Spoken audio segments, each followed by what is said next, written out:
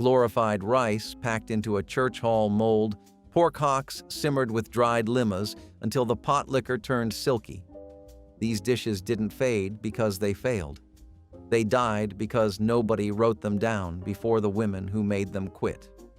There was a time when every factory cafeteria in the industrial Midwest ran the same plate: 2 slices of white bread laid flat, thinly sliced roast beef draped over the top, instant mashed potatoes on the side, and the whole thing drowned in brown gravy from a steel ladle. They called it a Manhattan or an open-face hot beef, and nobody cared what name it went by as long as the gravy was hot. The dish traces back to 1915, when railway dining cars ran daily specials on divided blue plates to save on dishwashing. By the 70s, it was standard cafeteria architecture: cheap cuts cooked low and slow since early morning, sliced thin enough to pass for tender. The gravy hid the dryness, the cut quality, the fact that the bread had gone completely soft. None of that mattered at 12:15 on a Tuesday in a stamping plant outside Detroit, when that plate was the only warm thing between you and 4 more hours on the line. They don't make gravy like that in factories anymore, mostly because they don't make much of anything in factories anymore. Ham salad started the way everything started in those kitchens, with leftovers. The Sunday ham came out of the oven on a platter, fed the family through dinner and cold slices on Monday, and by Tuesday the rest went through the hand-cranked meat grinder that was bolted to the edge of the counter. You could hear it from the next room, the rhythmic grinding of metal teeth turning cooked meat into something spreadable. She mixed the ground ham with mayonnaise, sweet pickle relish, a little mustard, maybe diced celery if she had it, and packed it into a Tupperware bowl that lived in the refrigerator all week. It fed whoever needed feeding: school lunches, afternoon snacks, a quick supper when nobody felt like cooking. The beauty of ham salad was its refusal to go to waste. Nothing was thrown out. The bone went into soup, the fat went into beans, and the last scraps went through that grinder until there was nothing left but the smell of smoke on your hands. Flambéed cherries. Jubilee brought actual flames into airplane cabins during an era when safety regulations permitted theatrical dessert presentations at altitude. Flight attendants trained for tableside service would warm brandy in small pans, add dark sweet cherries, then ignite the alcohol while passengers watched blue flames dance over their dessert. The spectacle occurred mere feet from seated travelers, who gasped with delight as fire briefly illuminated the darkened cabin before subsiding into caramelized sauce. Airlines invested in specialized equipment and training programs, ensuring safety while preserving drama. The cherries were spooned over vanilla ice cream stored in proper freezers, creating temperature contrasts, heightening every sensation. Passengers photographed the flaming presentation when cameras required flashbulbs, capturing moments impossible by modern standards. Cherries Jubilee disappeared suddenly when regulations prohibited open flames in aircraft cabins, ending forever dessert service, including genuine fire. Blackstrap molasses was the dark, bitter syrup left over after sugarcane had been boiled down 3 times, the part the sugar industry discarded. But the families who knew its worth kept a jar in the pantry the way other households kept a spearin'. 1 tablespoon delivered more iron than a serving of red meat, more calcium than a glass of milk, and enough magnesium and potassium to make a modern supplement label look thin. Gaylord Hauser, the nutritionist who advised Hollywood stars like Greta Garbo and Gloria Swanson, named it one of his 5 wonder foods in the 1940s, and the FDA got so nervous about his claims they seized copies of his bestseller Look Younger, Live Longer in 1951. Mothers stirred it into oatmeal, baked it into brown bread, and mixed it with warm milk as a bedtime drink. It tasted like the earth it came from: dark, mineral-rich, almost medicinal, and that was exactly the point. Before there were freezers, before there were pressure canners, there were shucky beans, green beans strung on thread with a needle and hung from porch rafters until they dried into something that looked like shriveled leather and smelled like the memory of summer. The Cherokee are often credited with teaching settlers the practice, though German immigrants from the Palatinate brought a near-identical tradition called Get-Rocknet Bohnen, and somewhere in the mountains the 2 methods became one. To make the casserole, you soaked the dried beans overnight, then simmered them for hours with a chunk of fat back until they turned silky and rich. deeper than fresh green beans, almost tannic, tasting of smoke and thyme and the barn roof where they dried in August heat. A cornbread batter poured over the top and baked until golden turned it into a one-dish meal. What started as a way to survive winter became the dish families requested at every holiday. Before Planters owned the shelf, Tom's owned the gas station. Tom Houston started roasting peanuts in Columbus, Georgia in 1925, selling them in narrow glassine bags he patented himself.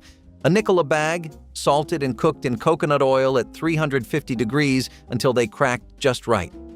By the 1970s, that red triangular logo hung on wire racks in filling stations across the South, and the Tom's Man, the independent distributor who restocked the rack every week, was as regular as the fuel truck. You grabbed a bag and a cold drink, and that was lunch. The salt hit first, then the oil, then the deep roasted flavor no other brand could match. Houston himself had lost the company to the bank by the 30s, but his name kept feeding people for 50 years. The racks are thinner now, the glassine bags replaced by foil and corporate logos. But if you grew up reaching for that red triangle, you still remember the way the salt stuck to your fingers. Orange-scented cranberry relish was a 1970s rebellion against the canned jelly that wobbled its way through so many holiday tables. This homemade version smelled like citrus and spice, a burst of freshness in the middle of heavy winter feasts. Fresh cranberries were cooked down with sugar, grated orange zest, and just a hint of cinnamon or clove. The result was tart, sweet, and fragrant, bright enough to wake up even the sleepiest appetite. People loved how it looked too, glistening ruby red, often spooned into crystal bowls or molded into rings.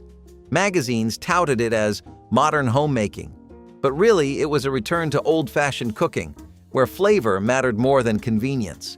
Kids often helped stir the pot, their hands sticky with sugar and orange peel. The relish became a talking point at dinner, simple, striking, and completely unforgettable. It tasted like something your grandmother might make if she'd had a flair for the dramatic. Somewhere along the way, it got replaced by store-bought shortcuts, but for those who remember, that first spoonful still tastes like the holidays done right. Oatmeal scotchies were the heart of holiday giving. Chewy and golden, they blended oats and butterscotch chips into something simple yet extraordinary. The smell alone could fill a room with warmth, wrapping every corner in sweetness. Each batch came out of the oven soft in the middle, crisp at the edges, perfect in their imperfection. They were the kind of cookie baked with conversation, laughter, and the radio playing in the background. Mothers stacked them in tins lined with wax paper, sending them to friends, teachers, and faraway relatives. They represented kindness more than luxury, care more than presentation. Oatmeal scotchies held a kind of magic that never made it into cookbooks, the magic of togetherness. They were the humble heroes of the 1970s dessert table, proof that the simplest ingredients could carry the most love. One bite, and you could taste home. Saltwater taffy was the pull-and-stretch candy that turned December kitchens into family workshops, children and parents working together until arms ached. Mothers would cook sugar, corn syrup, butter, and salt to the hard ball stage, adding food coloring and flavoring before pouring the hot mixture onto greased marble slabs or baking sheets. Once cool enough to handle, the taffy was gathered into ropes and pulled repeatedly, the stretching incorporating air that transformed the candy from dense and dark to light and glossy. Children took turns pulling, their small hands working alongside their mothers until the taffy turned satiny and began to hold its shape. Cut into bite-sized pieces and wrapped in waxed paper, each taffy was chewy, sweet, and impossibly fresh compared to anything from the store. The flavors ranged from peppermint to vanilla to fruit, each batch a different color. Making taffy was as much entertainment as production, a family activity that created memories alongside candy. Chocolate-dipped marshmallows on sticks turned simplicity into celebration. A bag of marshmallows, a bar of chocolate, and a handful of sprinkles were all you needed. You melted the chocolate slowly, dipped the marshmallows one by one, and lined them up to cool on wax paper. Each one became a small piece of Halloween art, shiny, sweet, and full of charm. Parents made them the night before parties, letting kids decorate them with crushed candy or colored sugar. They were bright, festive, and surprisingly elegant for something made from pantry leftovers. Kids waved them around like candy wands, sticky fingers leaving chocolate fingerprints on everything. You could make dozens in under an hour, perfect for last-minute gatherings or trick-or-treat swaps. They tasted like every good part of childhood, soft, sugary, and just a bit over the top. A bite meant chocolate cracked, marshmallow squished, and smiles followed. It was fun disguised as food, a Halloween staple that never needed perfection to be adored. Hamburger macaroni ring mold was proof that Americans could turn anything into a ring mold if given the chance. It was made with ground beef, elbow macaroni, tomato sauce, and eggs mixed together, poured into a bundt pan, baked, then flipped upside down like a cake. The result was part casserole, part performance art. Housewives would beam as they unmolded it in front of guests, revealing the perfect ridges of their creation. The texture was firm yet meaty, the kind of dish that felt substantial but still thrifty. It was a clever way to make dinner stretch further during the economic roller coaster of the 1970s. Served with green peas or ketchup glaze, it fit right into the molded food craze of the time. People took pride in how perfect their rings turned out, almost as if the shape itself proved their kitchen skill. Today, the thought of meatloaf in a cake mold might draw laughs, but it once symbolized ingenuity, proof that even dinner could be sculpted. You either grew up with liverwurst or you didn't, and there was no converting anyone after the age of 12. The men who carried it to the factory floor packed it the same way every time. 2 slices of dark rye, a thick spread straight from the tube, a smear of yellow mustard, and maybe a leaf of iceberg lettuce if the wife was feeling generous. Liverwurst was a German import, a sausage made from ground pork liver and fat, soft enough to spread like paste and rich enough that one sandwich carried a man through a 10-hour shift. Oscar Mayer sold it alongside bologna at every deli counter in the country, and its popularity held from the 40s through the late 70s. The men who ate it never apologized for it. The smell alone cleared a radius at the lunch table, and that was the appeal. Liverwurst was a membership card, a line between the men who came from those kitchens and the ones who didn't. It vanished from mainstream delis by the 2000s. Turkey tetrazzini transformed Thanksgiving leftovers into a creamy casserole that students actually requested by name. Cubed turkey was folded into cooked spaghetti, along with sliced mushrooms and a rich sauce made from butter, flour, milk, and chicken broth. The mixture was poured into deep hotel pans, topped with parmesan and breadcrumbs, then baked until golden and bubbling around the edges. The sauce became silky during baking, clinging to every strand of pasta and piece of turkey. What made this dish special was how it elevated ordinary ingredients into something almost elegant for a school cafeteria. The mushrooms added earthiness, the parmesan contributed sharpness, and the breadcrumb topping provided textural contrast. November and December menus featured turkey tetrazzini regularly as schools worked through commodity turkey supplies.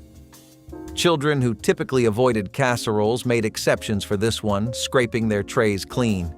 Turkey tetrazzini proved institutional cooking could achieve genuine deliciousness. Thomas's sold date nut bread in a can, a small, heavy cylinder that you opened from both ends and pushed the loaf out whole, dark as gingerbread and dense with chopped dates and walnuts. You sliced it thin, spread each round with cold cream cheese, and ate it in the afternoon with tea or coffee while the house was quiet. It was a tea room sandwich before it was a home sandwich, the kind of thing women's clubs served at luncheons in the 1950s alongside finger sandwiches and fruit salad in stemmed glasses. By the 70s, the canned loaf had moved from tea rooms to kitchen counters, and the women who bought it didn't need a club meeting to justify the indulgence. They ate it standing at the counter the way men ate liverwurst, quickly, alone, with no one watching. Thomas's still makes it, but the women who sliced it thin enough to see light through the bread are mostly gone now, and their daughters buy sourdough instead. Beef Wellington carried the weight of culinary ambition through first-class cabins during the golden age of commercial aviation. This dish demanded kitchen standards usually reserved for Michelin-starred establishments. Tender filet wrapped in mushroom duxelles and pâté, encased in golden puff pastry arriving perfectly flaky at passengers' tray tables. The logistics were staggering, requiring temperature-controlled preparation before boarding and precisely timed finishing in galley ovens. Airlines employed trained chefs who understood that pastry had to breathe correctly at altitude, where pressure changes affected texture and browning. Passengers sliced through buttery layers to reveal pink-centered beef surrounded by earthy mushroom filling. This dish represented absolute commitment to the idea that flying should elevate every aspect of life. Beef Wellington disappeared when accountants replaced culinary directors, leaving behind memories of when airlines believed passengers deserved genuine artistry. She started shaping it the night before, always the night before. The cheese ball was the centerpiece of every 1970s party table, and making one meant softening 2 blocks of cream cheese, folding in sharp cheddar, Worcestershire sauce, garlic powder, and sometimes diced onion. You mixed it by hand, formed it into a round the size of a softball, wrapped it tight, and chilled it overnight so the flavors settled. The next day, you rolled it in crushed pecans until every surface was covered and set it on a plate surrounded by Ritz crackers. Cheese balls in America trace back to 1801, when citizens of Cheshire, Massachusetts, presented a 1,200-pound wheel to President Jefferson. The 70s version was modest, but at every holiday gathering, every cookout, there it sat. The woman who brought the best one knew it, and everyone else did too. Nobody fought over recipes louder than they fought over whose cheese ball belonged at the center of the table. Before anyone decided fat was the enemy, whole milk was what your family poured over everything. Cereal, oatmeal, cornbread crumbled into a glass at night. It came from local dairies in glass bottles with the cream still floating at the top, and you shook it before you poured because that cream was the whole point. Whole milk carried calcium, vitamin D, conjugated linoleic acid, and enough fat to help your body actually absorb it all. Then the 1977 McGovern Committee dietary goals told Americans to switch to skim, and the country obeyed. Consumption dropped 42% from its 1970 levels. The old women in your family never switched. They poured whole milk into their coffee, their cornbread batter, and over their grandchildren's bowls without apology, because they understood something the dietary guidelines didn't. Your body needs the fat to use the food. She kept the canned salmon on the second shelf behind the pinto beans, and she only brought it down on Fridays. Salmon patty casserole was a Friday night staple in country homes where the pantry did more work than the icebox. The canned salmon, bones, skin, and all, got mashed with cracker crumbs, an egg, and a little grated onion, then pressed into a greased baking dish instead of shaped into patties. A can of cream of celery soup thinned with a splash of milk went over the top, and the whole thing baked until it bubbled and firmed up enough to slice. Some women laid sliced boiled eggs across the middle before pouring the soup over, a trick that made the casserole look planned instead of pulled together from what was on the shelf. The woman who taught you this is probably gone now. The canned salmon is still at the store, but nobody reaches for it the way she did, quick and sure, like she already knew what supper was before she opened the pantry door. Apple celery Waldorf mold was one of the most delightfully strange yet beloved creations of the 1970s. It took the classic Waldorf salad, apples, celery, and walnuts in creamy dressing, and turned it into a jiggling work of art. Using unflavored gelatin, cooks suspended the mixture in shimmering molds shaped like rings or stars. It was the kind of dish that looked straight out of a vintage magazine, equal parts fancy and playful. Served on lettuce leaves or a crystal platter, it added color and conversation to the table. The flavors were light, crisp, and just sweet enough to balance all the savory dishes around it. Some people added grapes or diced pineapple for extra flair. For all its quirks, the apple celery Waldorf mold captured the era's fascination with presentation. Food as decoration. Though gelatin dishes fell out of favor, there's still something irresistible about their nostalgic glow. They remind us that once, every side dish was a small celebration of creativity. Old-fashioned divinity candy shimmered like snow caught in sunlight. Whipped from egg whites, sugar syrup, and a whisper of vanilla, it demanded precision and patience. The process was an act of faith, beating, stirring, and waiting until the mixture turned cloud-like. In southern kitchens, it was made by grandmothers who knew just when the weather was dry enough for it to set. Divinity was delicate but proud, its texture melting on the tongue like spun sweetness. Each piece was dropped by the spoonful onto wax paper, crowned with a single pecan. It filled candy tins and mason jars, shared between neighbors as tokens of affection. Its white, glossy peaks seemed almost too perfect to eat, yet they were gone in moments. Making it was as much tradition as recipe, a quiet measure of love passed down through generations.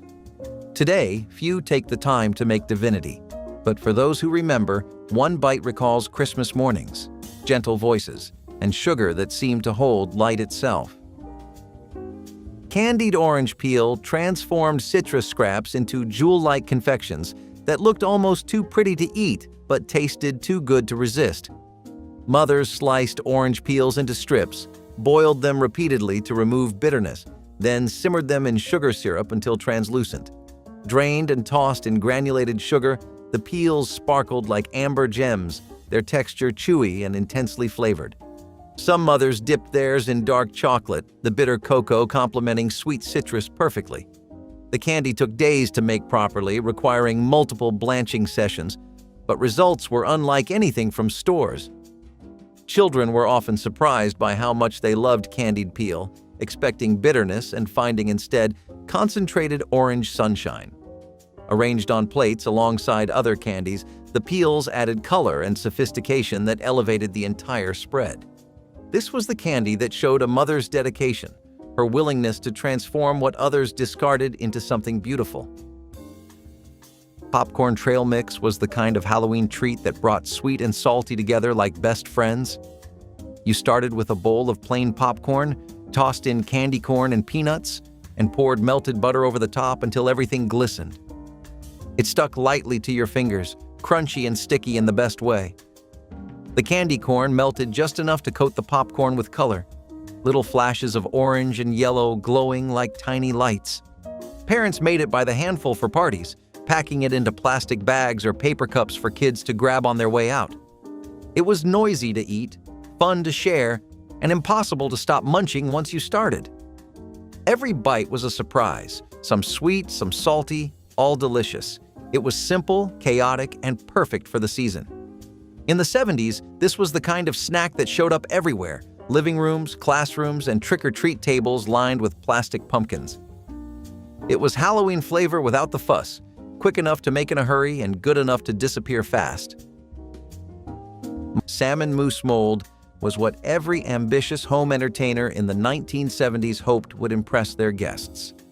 Imagine canned salmon blended with mayonnaise, cream cheese, gelatin, lemon juice, and Worcestershire sauce, poured into a decorative fish-shaped mold and chilled until firm. The result was a smooth, pink creation that looked like sculpture and tasted like sea air filtered through nostalgia. This was the height of elegance in suburban dinner parties, often served with water crackers, dill garnish, and maybe a sprig of parsley for flair. People treated it like art, even though it jiggled when you poked it. The flavor was surprisingly delicate, creamy, and smoky, but the presentation was the real event. It represented the idea that you could be classy without being wealthy, just creative with your gelatin and a can opener. Those molds now sit in thrift stores, silent reminders of a time when ambition was measured in aspic. Looking back, the whole thing feels both endearing and absurd. But in that moment, this was sophistication, molded and chilled into edible form. The men who had served called it by its military name, and the men who hadn't learned it from the men who had. Creamed chipped beef on toast showed up in factory cafeterias across the Rust Belt with the regularity of payday. Dried beef sliced thin, fried in butter until the edges curled, folded into a white gravy of flour, milk, and black pepper, poured over toast that went soft the second the gravy touched it. The recipe first appeared in the 1910 Manual for Army Cooks, calling for 15 pounds of beef to feed 60 men. Factory kitchens scaled it down and kept the method. Stouffer's launched a frozen version in the early 60s that sold for decades. In the cafeteria, though, it was never frozen. made that morning by a woman who didn't need a recipe card because the proportions lived in her hands. When she retired, the new cook used a measuring cup, and every man on the floor said it tasted different. American chop suey was the cafeteria's answer to Italian-Chinese fusion decades before fusion cuisine became trendy. Elbow macaroni was boiled until tender, then mixed with seasoned ground beef browned with onions and green peppers in massive tilting skillets. Tomato sauce and a blend of spices, including oregano and garlic powder, brought everything together into a hearty one-pot meal that could serve hundreds of students. The dish had nothing to do with actual Chinese cooking, but its name suggested exotic origins that made it seem more interesting than simple beef and pasta. Schools across New England particularly embraced this recipe, serving it weekly throughout fall and winter months. The combination of protein, starch, and vegetables in one serving made it nutritionally complete and easy to portion. Cafeteria ladies could prepare enormous batches in advance and keep them warm in steam tables for hours without quality loss. American chop suey was cafeteria efficiency at its finest. In the South, a pineapple sandwich was not a joke. It was a real thing made by real women who saw nothing strange about laying a ring of canned Dole pineapple on a slice of white bread spread with Duke's mayonnaise. The tang of the fruit against the richness of the mayo was a flavor profile that made perfect sense to anyone who'd grown up eating sweet pickles on ham. That push and pull between sugar and fat was the whole architecture of Southern sandwich making. Some added a slice of American cheese, others sprinkled the pineapple with a little salt. The most committed version grilled it, letting the cheese melt and the pineapple caramelize until the kitchen smelled like a county fair griddle. It sounds impossible until you taste it, and then it sounds like your grandmother knew something about flavor balance that culinary school couldn't teach. The pineapple had to be canned. Fresh was too tart, too wet, too unpredictable. Control was part of the recipe. Whole roasted Cornish game hens arrived at passengers' tray tables as individual birds, a presentation that made economy class feel almost luxurious during the Golden Age. Each hen was roasted with herbs, butter, and citrus until skin turned golden and crispy, then served on oval plates with wild rice pilaf and glazed vegetables. The sight of a complete bird communicated abundance and care that packaged meals could never match. Airlines understood presentation mattered almost as much as taste, and serving whole birds sent a message that passengers were valued individuals rather than cargo. Preparation required coordination across multiple kitchens, with hens roasted to precise specifications before loading into temperature-controlled carriers. Passengers carved their own birds using silver cutlery provided, creating interactive dining, encouraging slower, deliberate eating. This dish faded as airlines searched for efficiencies, replaced by pre-sliced proteins requiring neither carving skills nor individual attention. Cheese straws carried the kind of heat that crept up slow, cayenne hidden inside a buttery shell that shattered the second you bit down. The dough was sharp cheddar grated fine, cold butter worked in by hand, a cup of flour, and enough cayenne to give it bite without making anyone reach for water. You rolled it thin, sliced it into narrow strips with a pastry wheel, and baked at 350 until golden, something between a cracker and a shortbread, but entirely savory. The recipe dates to the 19th century in the American South, where cheese straws appeared at everything from afternoon teas to wedding receptions. They hit their stride in the 1970s when finger foods ruled every party. A good batch stored in a tin for a week and still snapped clean when you broke one. The women who made the best ones never shared the exact amount of cayenne. You asked, they smiled, and they changed the subject. Brown rice showed up in American kitchens the same way most good things did in the 1970s, through a book that changed the way people thought about food.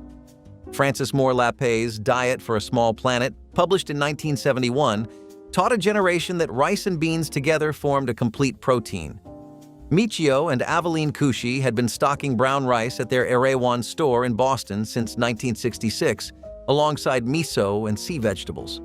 The whole grain kept its bran and germ intact, the fiber, the B vitamins, the manganese that white rice lost during polishing. A bag from the co-op cost almost nothing and fed a family for days. Then the microwave rice packets arrived, and the grain that had sustained civilizations got traded for something that cooked in 90 seconds and tasted like nothing. If cabbage rolls taught you how to stretch a meal, 7-layer casserole taught you how to stretch a prayer.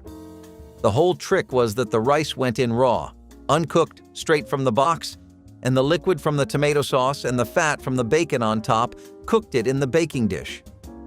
You layered it in order, and you did not skip a step.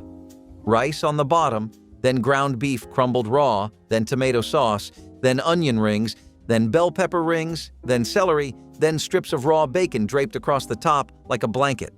Covered tight with foil, it baked for 2 hours, and the whole house filled with a smell that brought the kids in from the yard without being called.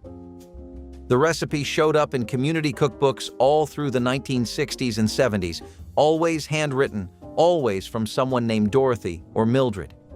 It cost almost nothing. It fed almost everyone.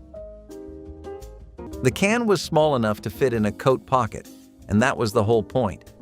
Vienna sausages, stubby, pale links packed in broth under a pull-tab lid, were survival food dressed up as a snack.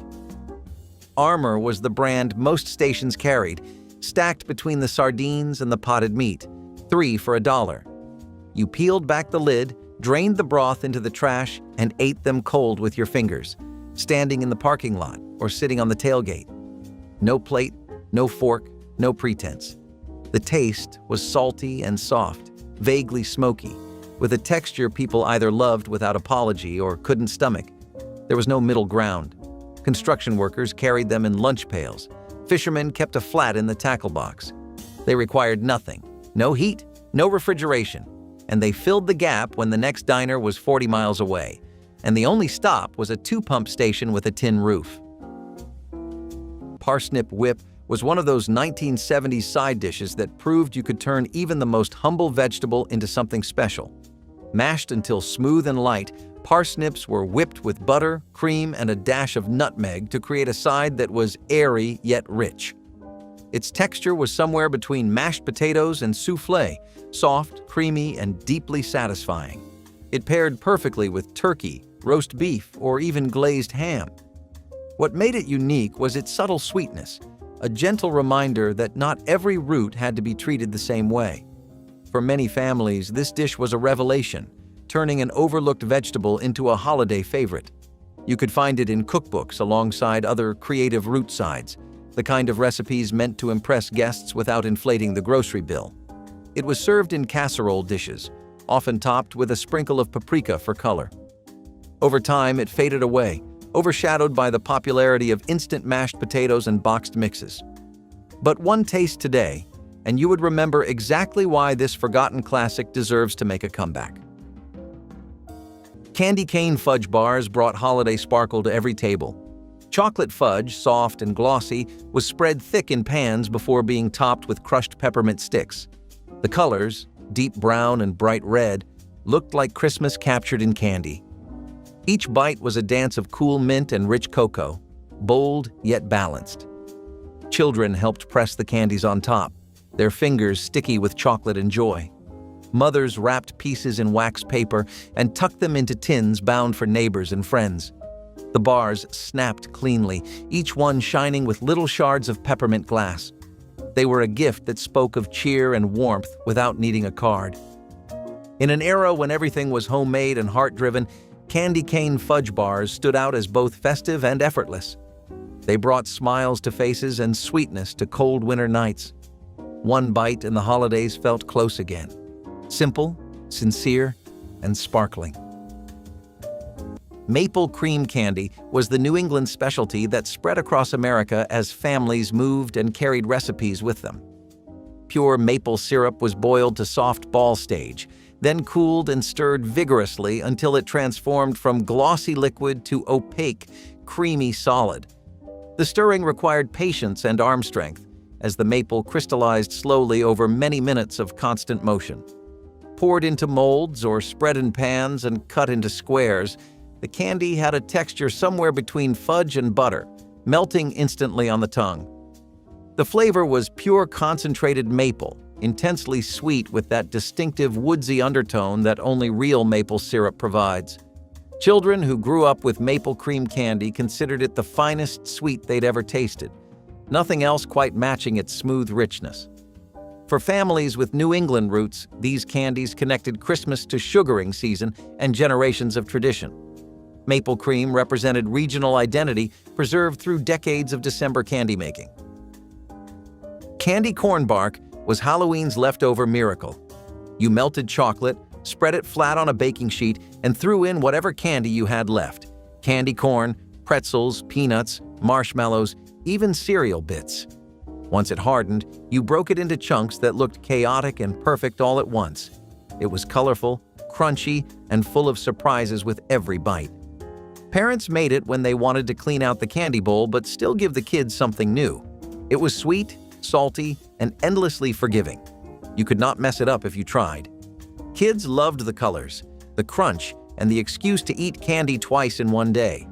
It looked fancy enough for parties but came from pure thrift and fun. Candy corn bark was the definition of 70s kitchen creativity, turning leftovers into celebration. A treat for everyone, made from whatever sweetness the night had left behind.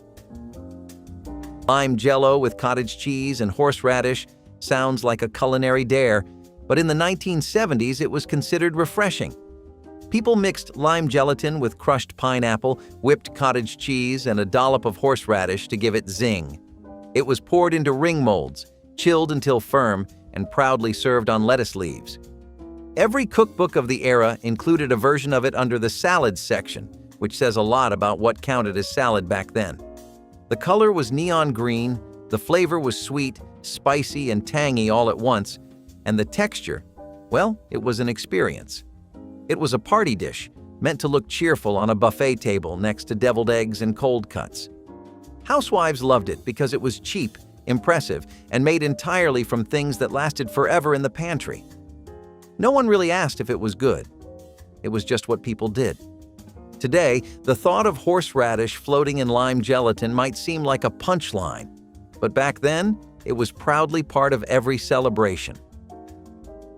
Long before the brake cart rolled through, the cafeteria line was already set, and the most reliable thing on it was Salisbury steak. The patty was ground beef mixed with breadcrumbs and onion powder, pressed flat on a sheet pan, baked in rows, and served under a ladle of brown mushroom gravy from a number 10 can. The mashed potatoes beside it were instant, reconstituted from flakes with hot water and margarine. The dish had a medical name because it was one. Dr. James Salisbury promoted the ground beef patty in the 1880s as a cure for everything from gout to heart trouble. By the 70s, his name had been reduced to a banquet frozen dinner label and a steam table card. But it worked. It was protein, it was warm, and it came with enough gravy to make the texture irrelevant. Men who had been running presses all morning didn't need elegance. They needed it ready. Swedish meatballs arrived in cafeterias during a decade when Scandinavian cuisine briefly captured American imagination.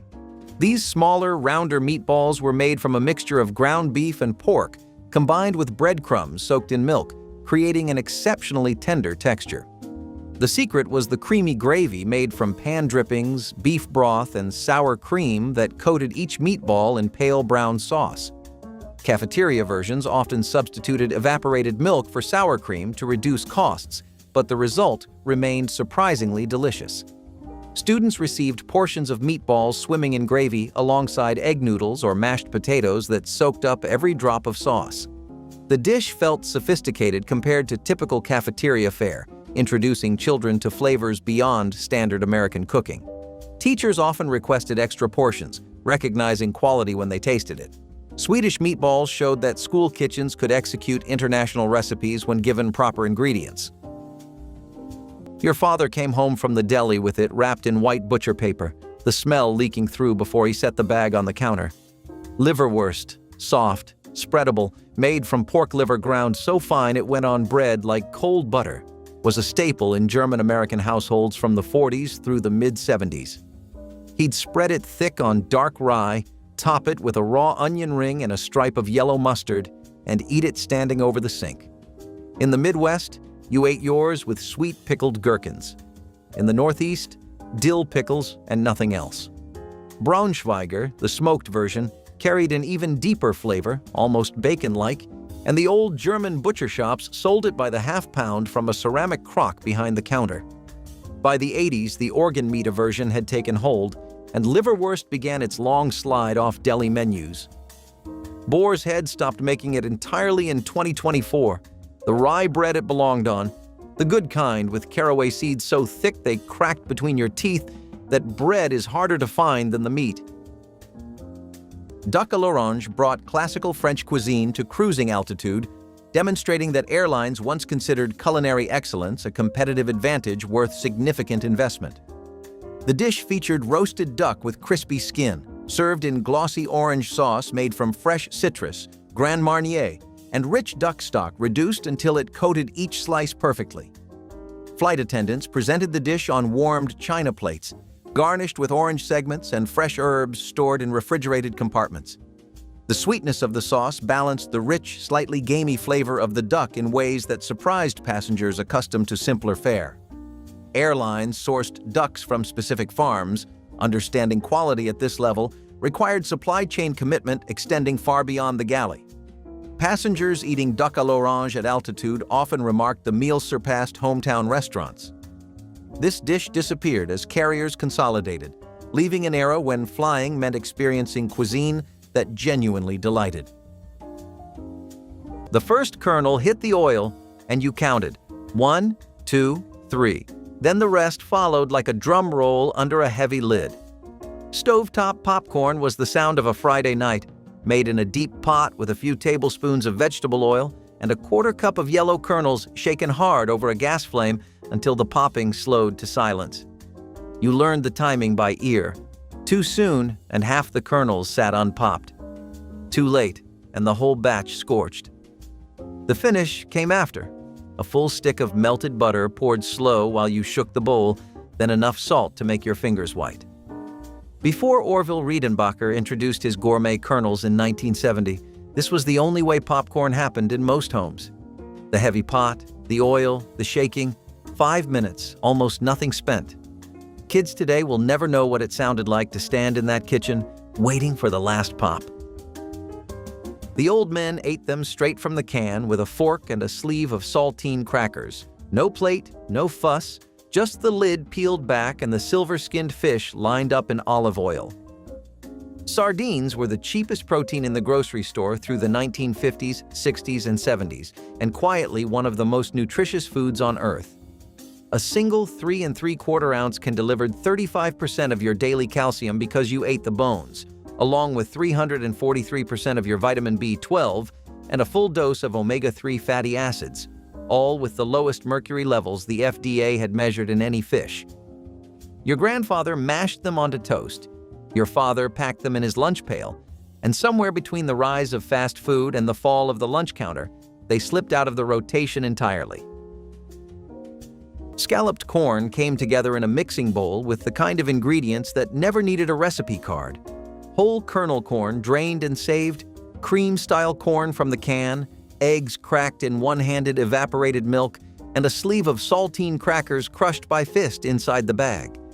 In parts of Ohio and the rural Midwest, Swiss cheese got folded in, a tradition that likely came from the Amish communities who sold their cheese at local markets for almost nothing.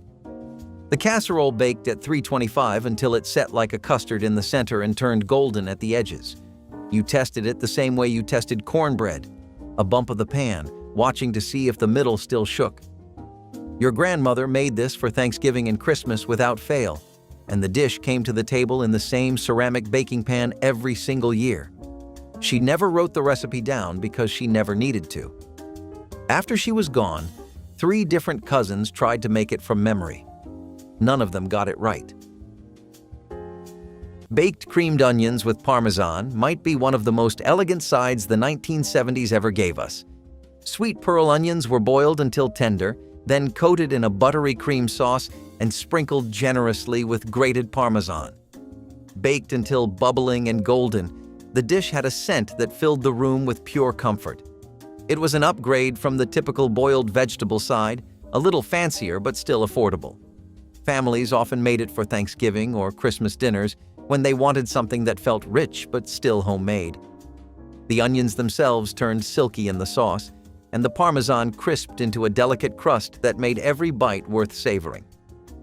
The dish was easy to prepare ahead of time, another reason it became a hit with holiday cooks.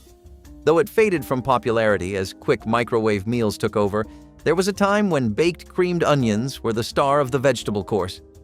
They were proof that even something as humble as an onion could taste like celebration when treated with patience and love. Peanut butter fudge was the creamy cousin to chocolate that children with nut cravings begged for every December.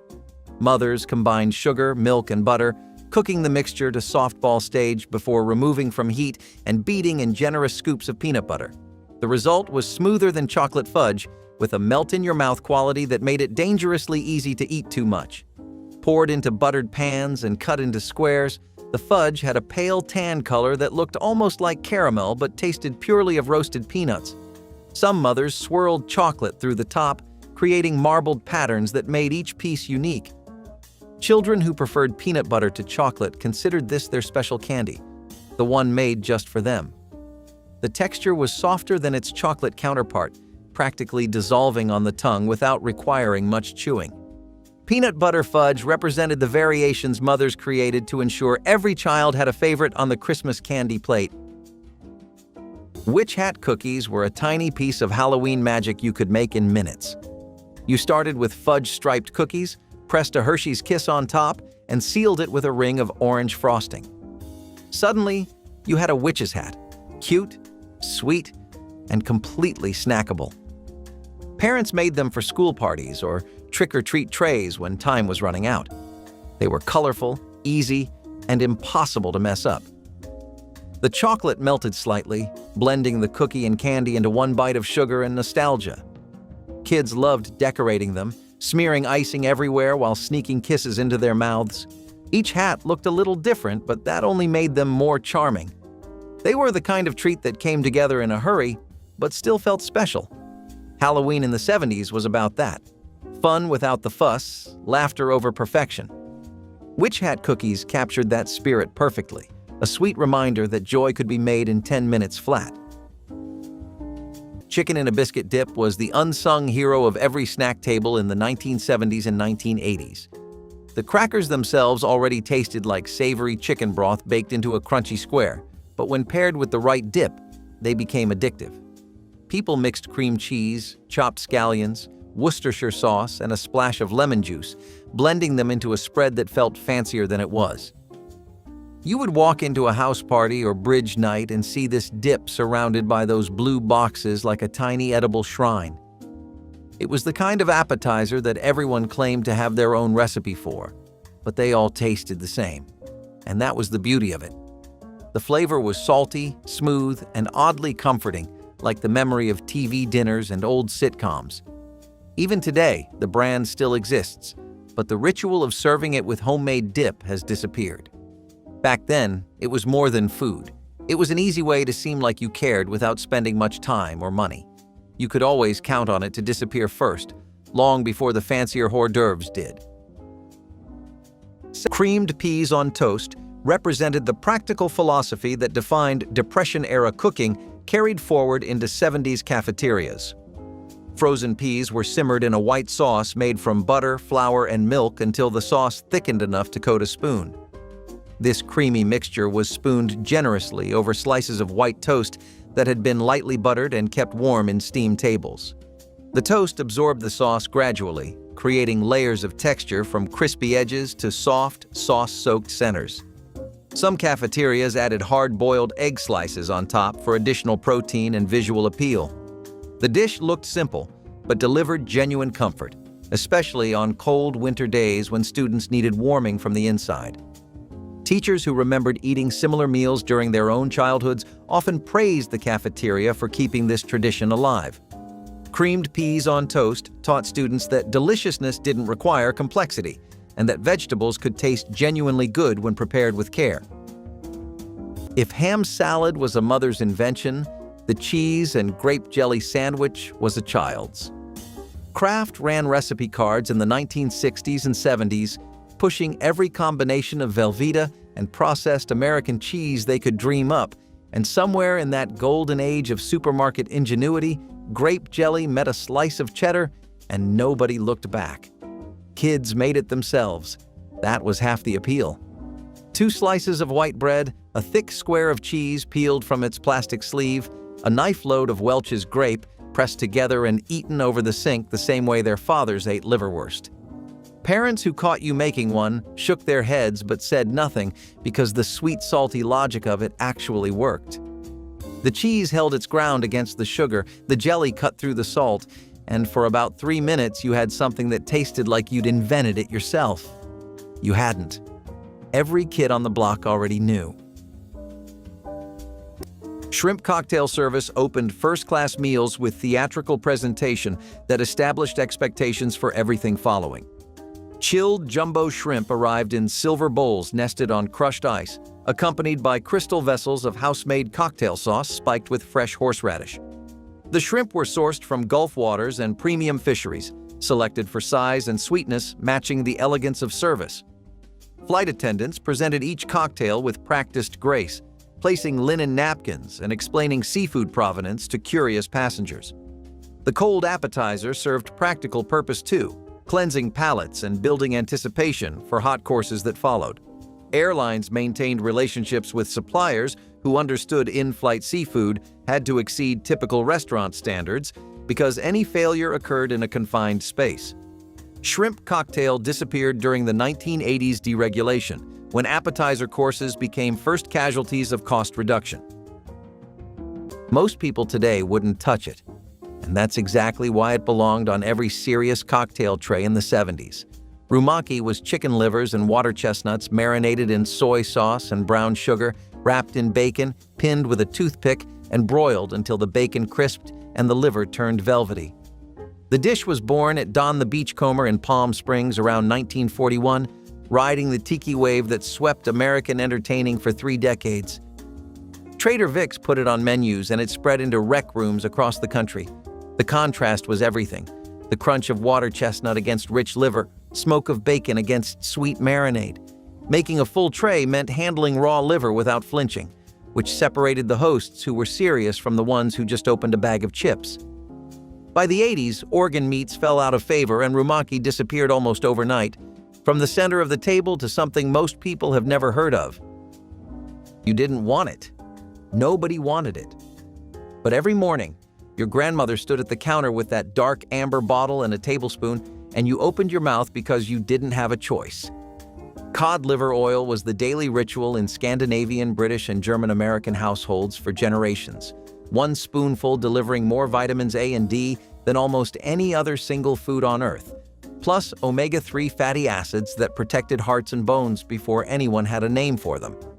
Inland families bought it from brands like Scott's Emulsion, advertised in newspapers since the 1800s. By the 1980s, synthetic multivitamins in candy-colored tablets replaced the spoon, and the bottle vanished from the medicine cabinet. She never explained why she gave it to you. She just did, the same way her mother did, not because she read a study, but because the children who took it didn't get sick as often. Cornbread dressing casserole started the day before, always the day before, because the cornbread had to go stale. You baked a full skillet of buttermilk cornbread, crumbled it by hand into a bowl the size of a washtub, and let it sit on the counter overnight with a towel draped across the top. The next morning came the sage, rubbed sage, never ground because ground sage turned bitter and only someone who had never made dressing would use it. The broth came from giblets, and the neck simmered low with onion and celery until the kitchen smelled like Thanksgiving, even if it was just a Tuesday. Eggs bound it, and the whole thing went into a cast-iron skillet greased with bacon drippings. It baked until the top went crisp and dark while the center stayed soft and almost custard-like. Every family had their own version, and every family believed theirs was the only right one. When the woman who made it passed, Thanksgiving lost something the recipe card could never give back. In the South, you didn't ask for peanut butter crackers, you asked for nabs. The word became shorthand for any pack of sandwich crackers in cellophane, but the original nabs came from Lance, Incorporated out of Charlotte, North Carolina, peanut butter between crackers since 1913. By the 70s, the orange Lance rack was bolted to the wall of every gas station below Virginia, stocked with toast crackers, cheese crackers, and the cream-filled cookies kids went for first. A pack cost a dime. maybe 15 cents. Your father kept a pack in the glove box. Your uncle kept one in his toolbox. The lanceman who restocked the rack drove a panel van and knew every station owner by name. He was part of the rhythm of the week, as expected as the mail. Those racks still exist in pockets of the South, but the company merged, the branding changed, and the packs cost more now than a gallon of gas did then. The word nabs, though, that hasn't gone anywhere. Cranberry relish ring with cream cheese center was the showstopper of its time, bright, tart, and just kitschy enough to charm every guest. It began with homemade cranberry sauce molded in a ring pan until it set into a ruby red halo. In the center sat a mound of whipped cream cheese, smooth and tangy against the cranberry sharpness. It was a sight to behold on the buffet table, especially when surrounded by greens or slices of orange. The contrast of flavors was bold yet balanced, sweet, sour, and creamy all at once. Every bite felt like the holidays distilled into one perfect mouthful. It was a dish that married tradition with flair, something you could make ahead and still impress with. The ring molds disappeared over time, and with them, this delightful relic of 1970s creativity. Still, for those who remember, it remains the perfect symbol of that decade's holiday charm, festive, playful, and made to be shared. Chocolate cherry wreaths were edible ornaments of love and cheer. Drop cookies shaped into small rings, they shimmered with candied cherries pressed on top.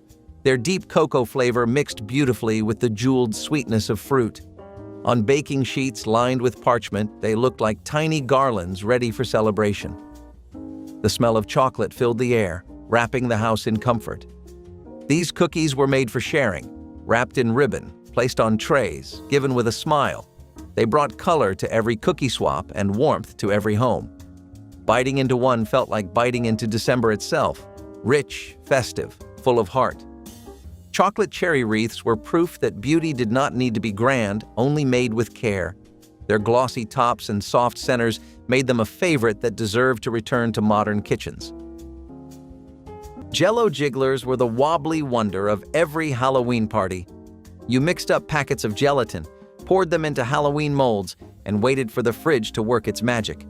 When they popped out, they shined like little jewels, orange pumpkins, green bats, purple ghosts. Kids poked, squished, and giggled before eating them, half playing, half snacking.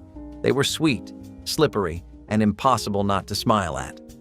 Parents loved them because they were cheap and quick to make, a rare treat that was both clean and fun. You could line them up on trays, bright and jiggly like edible toys. The 70s loved their gelatin, and this was its finest hour. Jell-O jigglers made every table look like a party, even if the decorations were just paper streamers and store candy. A little water, a packet, and patience. That was all it took to make joy jiggle. Molded tomato soup salad was the serious cousin of the lime Jell-O salads. It began when someone realized that Campbell's tomato soup could be mixed with gelatin to create a sophisticated molded dish for luncheons.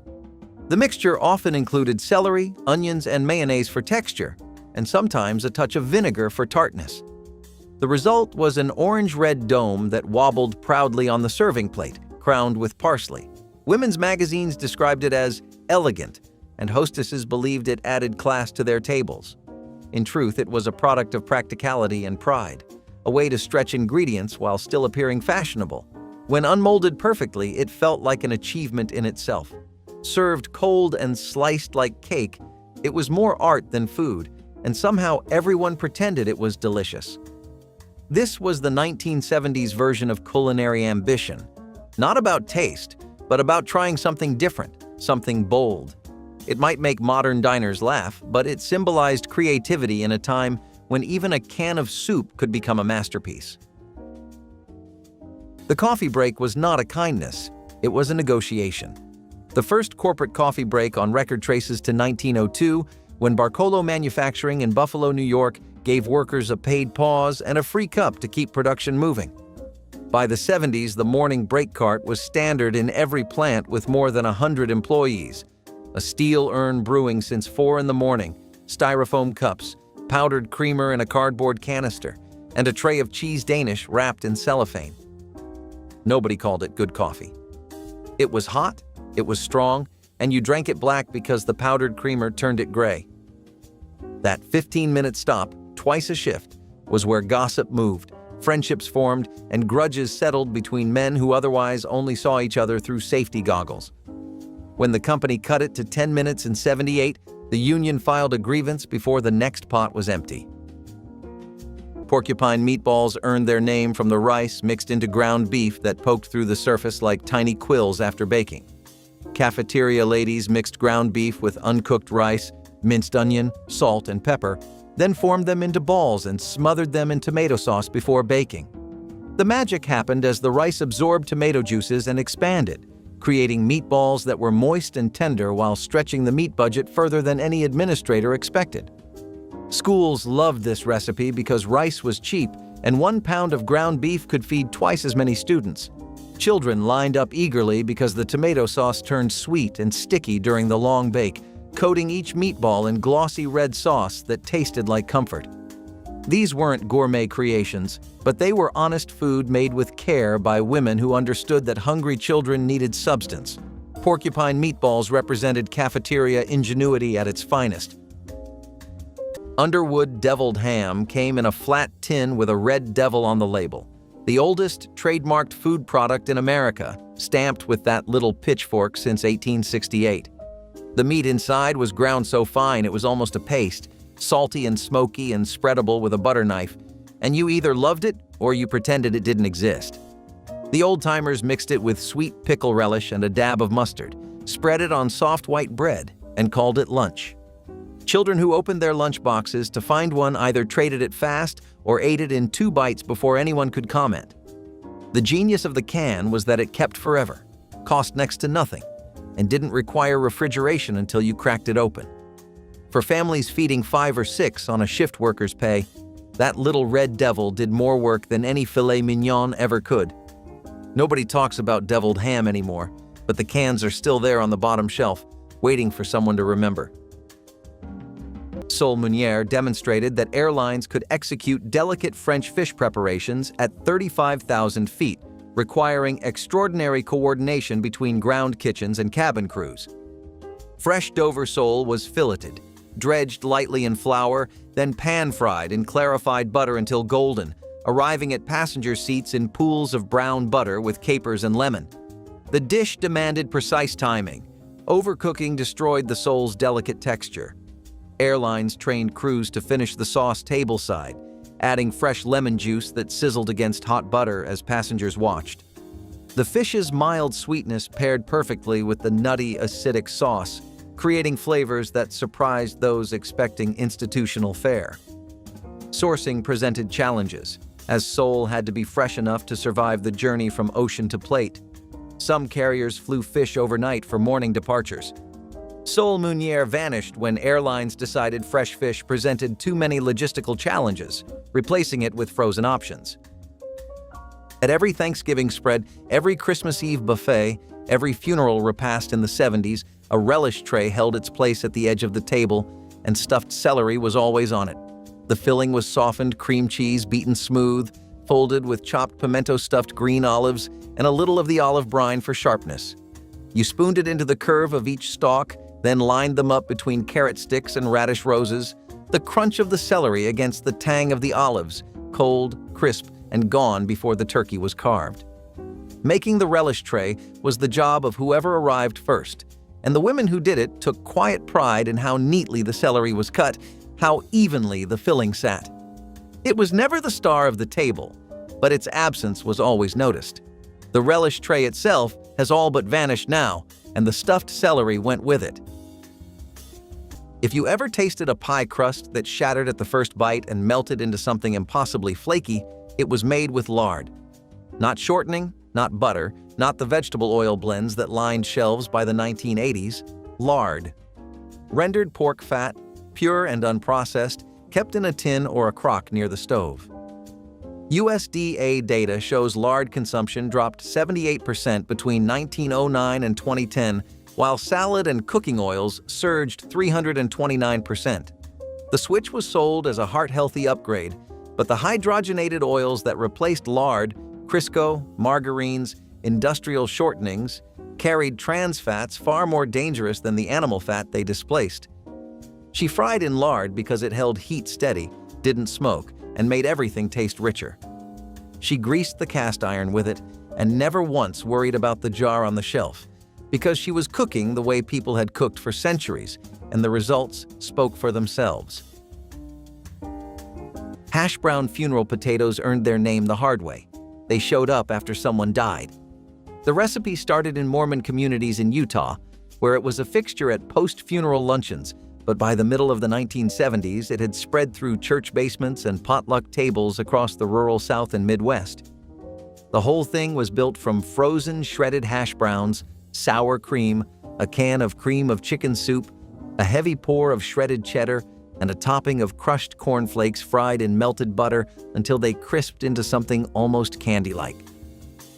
What walked into the kitchen as a bag of frozen potatoes and a stack of canned goods walked out of the oven as something rich and golden and deeply comforting.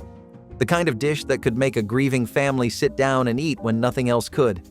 The cornflake crust was the secret. Without it, you just had cheesy potatoes. With it, you had the dish that said somebody cared enough to bring their best to your worst day.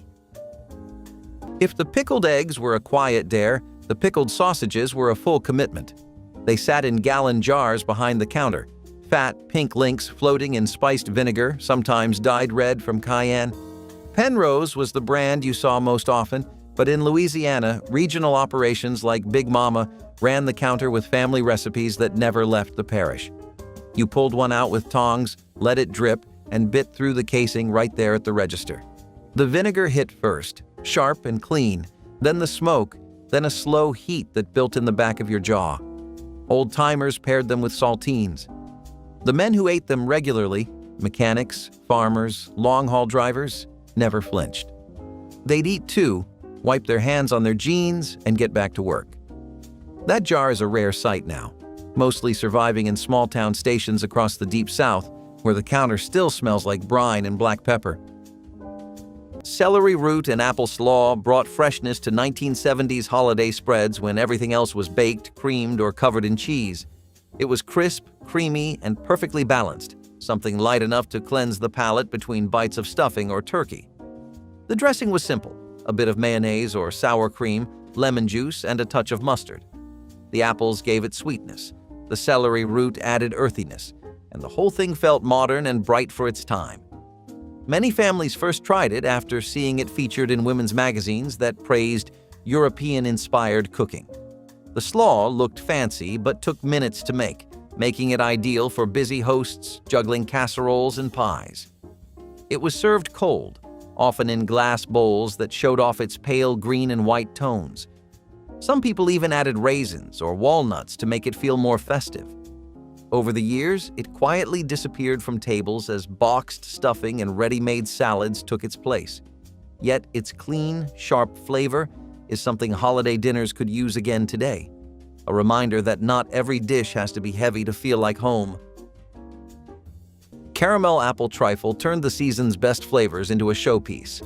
Cubes of buttery pound cake were layered with spiced apples, caramel pudding, and whipped cream. Each layer glistened in clear glass bowls, a celebration of color and comfort. It was elegant enough for dinner parties, yet simple enough for home kitchens. The smell alone, cinnamon, brown sugar, butter, drew everyone closer. Every bite was soft and rich, the sweetness deepened by a hint of tart fruit. Families made it for Thanksgiving, Christmas, and every occasion in between. In a decade known for convenience, this dessert managed to feel special without being complicated. It captured the heart of 1970s gatherings, where beauty met practicality and tradition met innovation.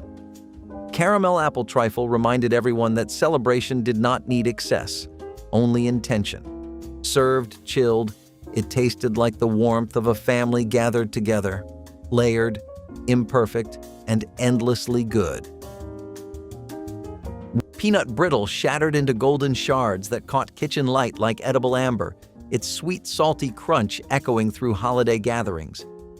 Mothers boiled sugar, corn syrup, and water to the hard crack stage, then stirred in raw peanuts that toasted right in the molten candy. Butter and baking soda were added at the last moment, the soda creating tiny air bubbles that gave brittle its characteristic texture. The mixture was poured onto greased baking sheets and stretched thin while still pliable, requiring heat-resistant hands and quick movements. Once cooled, it was broken into irregular pieces ranging from paper-thin edges to thick, nut-studded centers. The combination of caramelized sugar and roasted peanuts created an addictive flavor that children couldn't resist. Tins of homemade peanut brittle were given as gifts to neighbors and teachers, though families kept the biggest pieces for themselves. This candy represented December traditions when mothers spent hours over hot stoves creating treats no store could match. Caramel apples were both a delight and a dare. You started with crisp green apples, skewered on wooden sticks, dipped into a pan of molten caramel that glistened like amber glass. The air smelled of sugar and spice, and the moment they cooled, the trouble began. They were sticky, glossy, and stubborn. Your teeth fought them, your fingers glued together, but no one cared. They were the centerpiece of every Halloween fair and school carnival. Sometimes they came rolled in crushed nuts, sometimes left plain and perfect. They were messy, unapologetic, and absolutely worth it. Parents wrapped them in cellophane, tied with ribbons, and handed them out like edible trophies. The sound of that first crack, when your teeth broke the caramel shell, was pure satisfaction. Kids licked caramel off their hands, faces, even elbows, laughing while trying to finish before the apple hit the floor. They were part candy, part memory, and completely irresistible. Hot Dr. Pepper with lemon was the strangest comfort drink you never knew existed. In the 1970s, the Dr. Pepper Company actually encouraged people to heat their soda on the stove and serve it steaming hot with a slice of lemon. The idea came from a marketing push to boost winter sales, but it actually caught on. People loved how the spiced sweetness of the drink turned syrupy and fragrant, almost like mulled cider. Families would sip it at Christmas gatherings or serve it after skating on frozen ponds. The warmth, the fizz, and that citrus twist made it oddly soothing, even though it defied everything we know about soft drinks. Kids thought it felt grown up, adults thought it was clever, and everyone agreed it smelled amazing. It was a tiny rebellion against cold weather and common sense. Nowadays, no one would dream of boiling soda, but once upon a time, hot Dr. Pepper with lemon was America's idea of cozy innovation.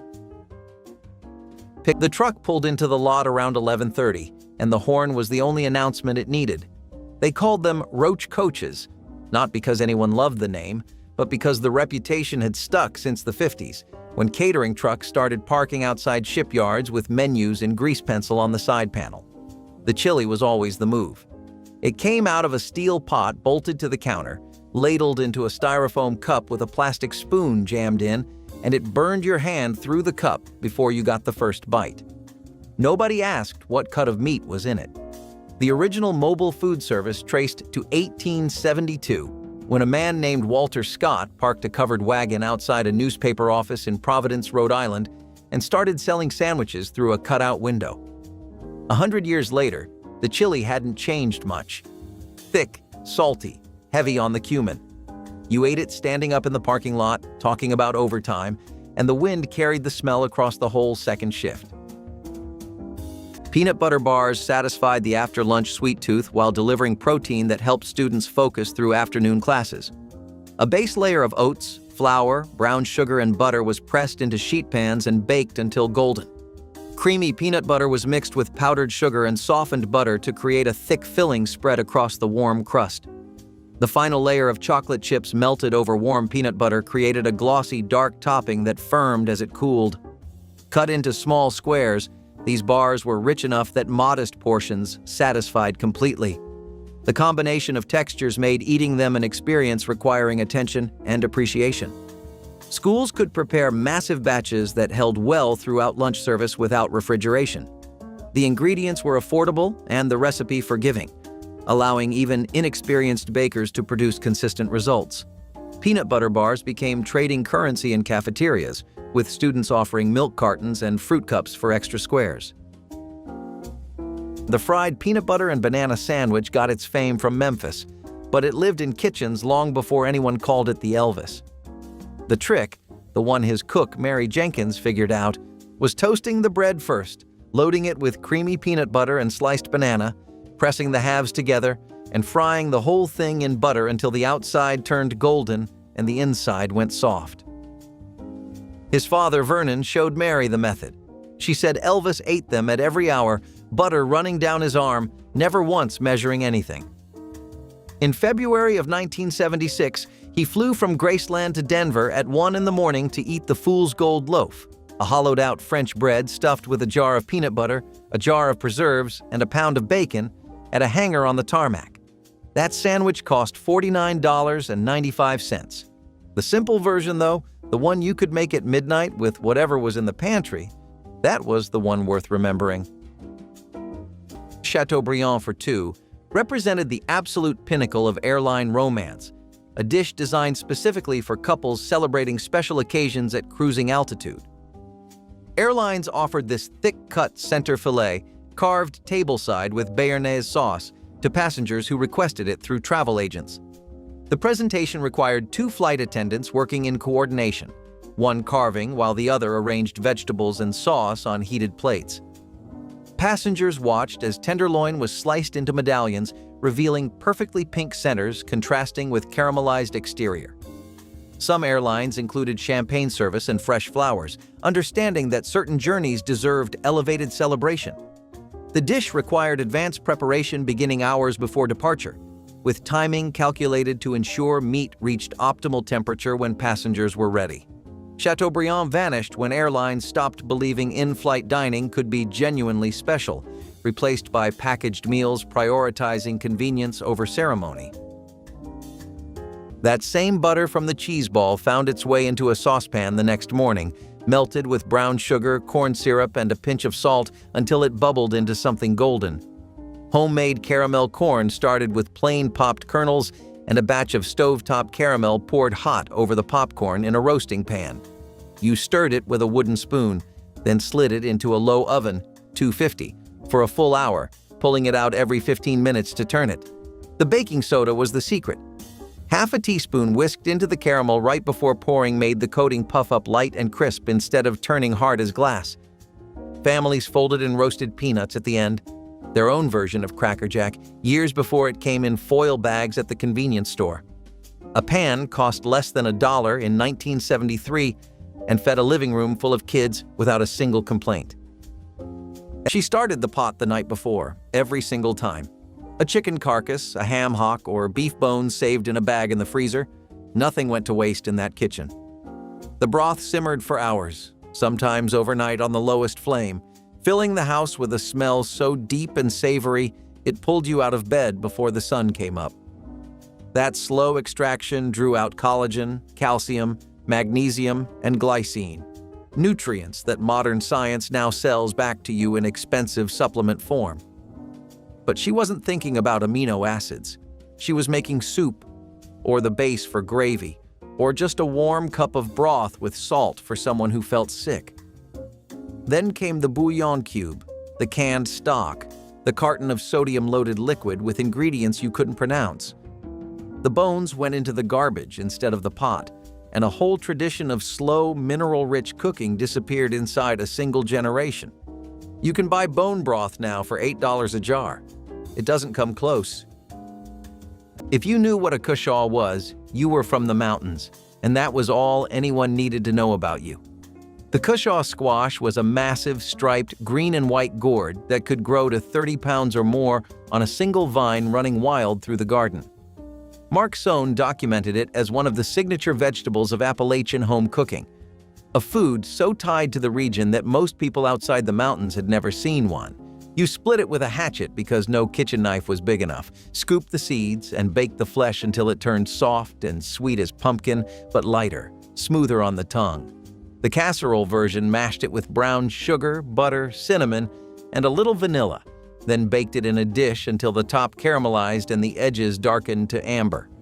Old-timers saved the seeds every year, passing them to neighbors, keeping the strain alive. When the last person who saved those seeds stopped planting, something older than any recipe disappeared with them. Stewart sandwiches were the first hot meal most gas stations ever served. A franchise operation out of Bloomington, Minnesota, started by Earl Sween in 1955, delivered frozen sandwiches to stations across the Midwest, along with a chrome countertop oven that heated them in minutes. The torpedo, the chuck wagon, the twin chili dog, each wrapped in foil, each punched into the machine by number. You stood watching through the little glass window while the bread crisped and the cheese melted, and for under $1 you had something hot that felt like a real meal. The sandwiches were simple: ground beef with brown gravy, processed cheese on a soft roll, but they were warm, and they tasted like the road itself.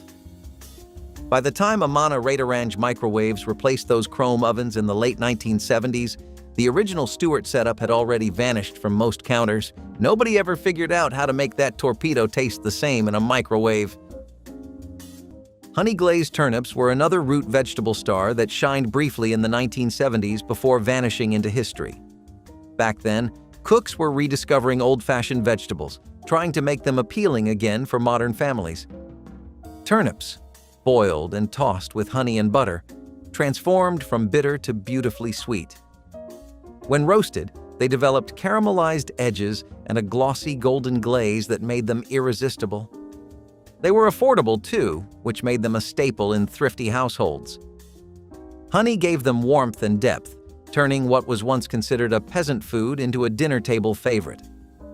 They appeared most often at Thanksgiving or Christmas, where their sweetness complemented savory mains.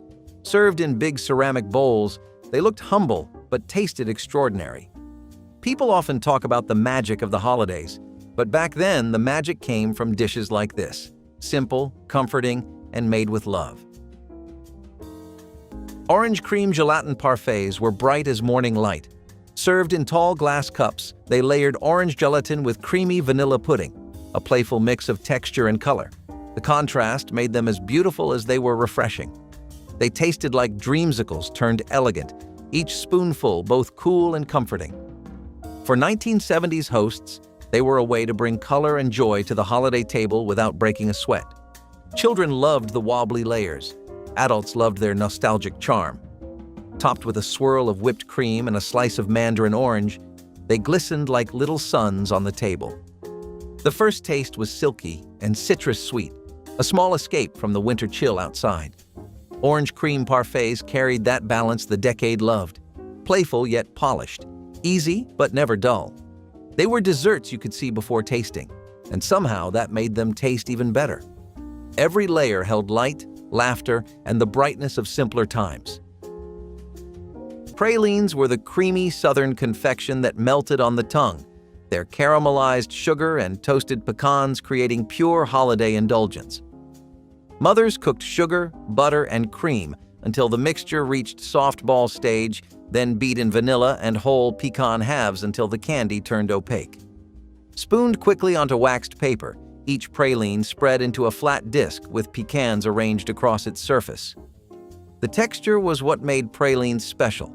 Not quite fudge, not quite caramel, but something uniquely smooth that dissolved into buttery sweetness. Families with Southern roots considered pralines essential to Christmas, passing recipes through generations. Children learned to recognize the specific shade of amber that meant the candy was ready, watching mothers work with chemist precision. The smell of cooking pralines filled houses with warmth that captured the entire holiday season.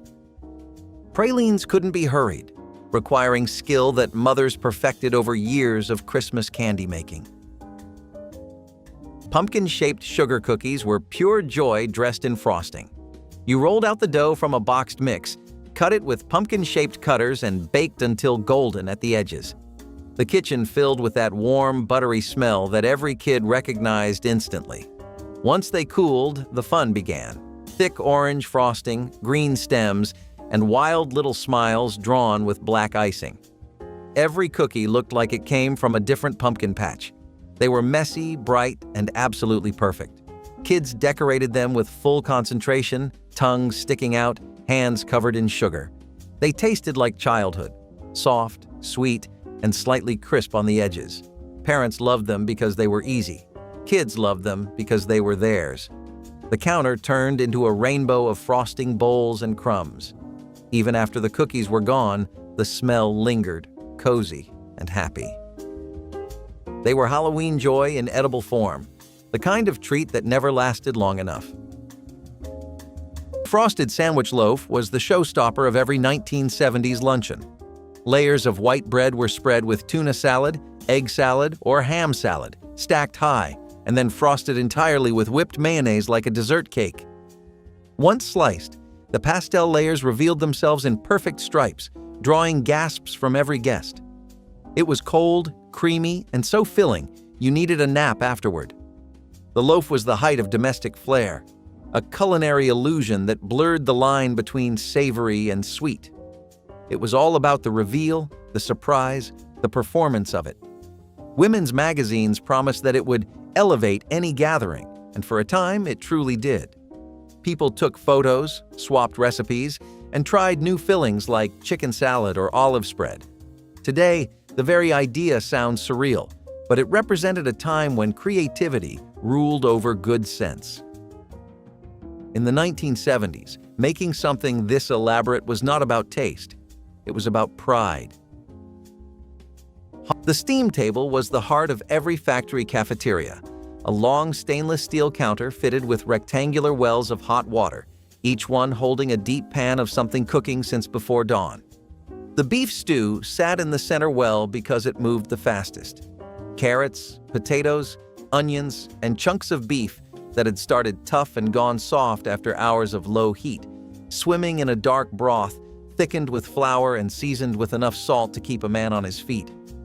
By the mid-70s, sneeze guards had become mandatory in most states. Massachusetts ordered them for every cafeteria in 1975, and the glass shield became as familiar as the food behind it. But before the guards went up, you could lean over that stew and let the steam hit your face, and the older workers swore that was the best part of lunch, standing in line, breathing it in, letting the heat cut through whatever the shop floor had done to them. The stew never changed. The men who ate it did. Rectangular school pizza became the iconic lunch that defined cafeteria culture throughout the decade. Unlike round pizzeria pies, these pizzas were baked on massive sheet pans and cut into perfect squares that fit neatly onto compartmentalized lunch trays. The crust was thick, doughy, and slightly chewy, with a golden bottom from being baked directly on greased aluminum. Cafeteria workers spread tomato sauce from industrial cans across the dough, then covered it with mozzarella and commodity cheese that turned bubbly and brown in commercial ovens. The cheese had a particular stretchiness that regular pizza couldn't match, pulling into long strings when students bit into their squares. Friday Pizza Day was sacred, and children who forgot their lunch money suffered genuine disappointment. The recipe was simple, but execution required timing and institutional knowledge passed between cafeteria veterans. Rectangular school pizza created its own category of comfort that generations still remember fondly. The men who ate sardine sandwiches did not apologize for them. They peeled back the tin lid with the key, laid the small silver fish across dark rye bread, squeezed lemon from a wedge in the refrigerator door, added a line of hot mustard, and ate at the kitchen table with a glass of beer and the evening paper. The sardines came packed in olive oil or mustard sauce, imported from Portugal or Norway, and the brands mattered. King Oscar for the purists, Beach Cliff for the budget-minded, Brunswick for the ones who bought whatever was on sale. During the Depression, sardines were protein you could afford when meat was a luxury, and that reputation clung to the fish long after the hard times ended. By the 70s, a sardine sandwich was a working man's lunch, eaten without ceremony. The smell lingered in the kitchen for hours afterward, and everyone knew what he'd had. He didn't care. The fish cost 30 cents a tin and kept him full until dinner. Steak Diane prepared tableside transformed first-class cabins into intimate dining rooms where passengers watched their main course assembled with theatrical precision. Flight attendants trained in classical techniques would pound beef medallions, then sauté them in butter with shallots, mushrooms, and a sauce of cognac, Worcestershire, and cream bubbling dramatically. The preparation occurred on specially designed carts with built-in burners producing restaurant-quality results.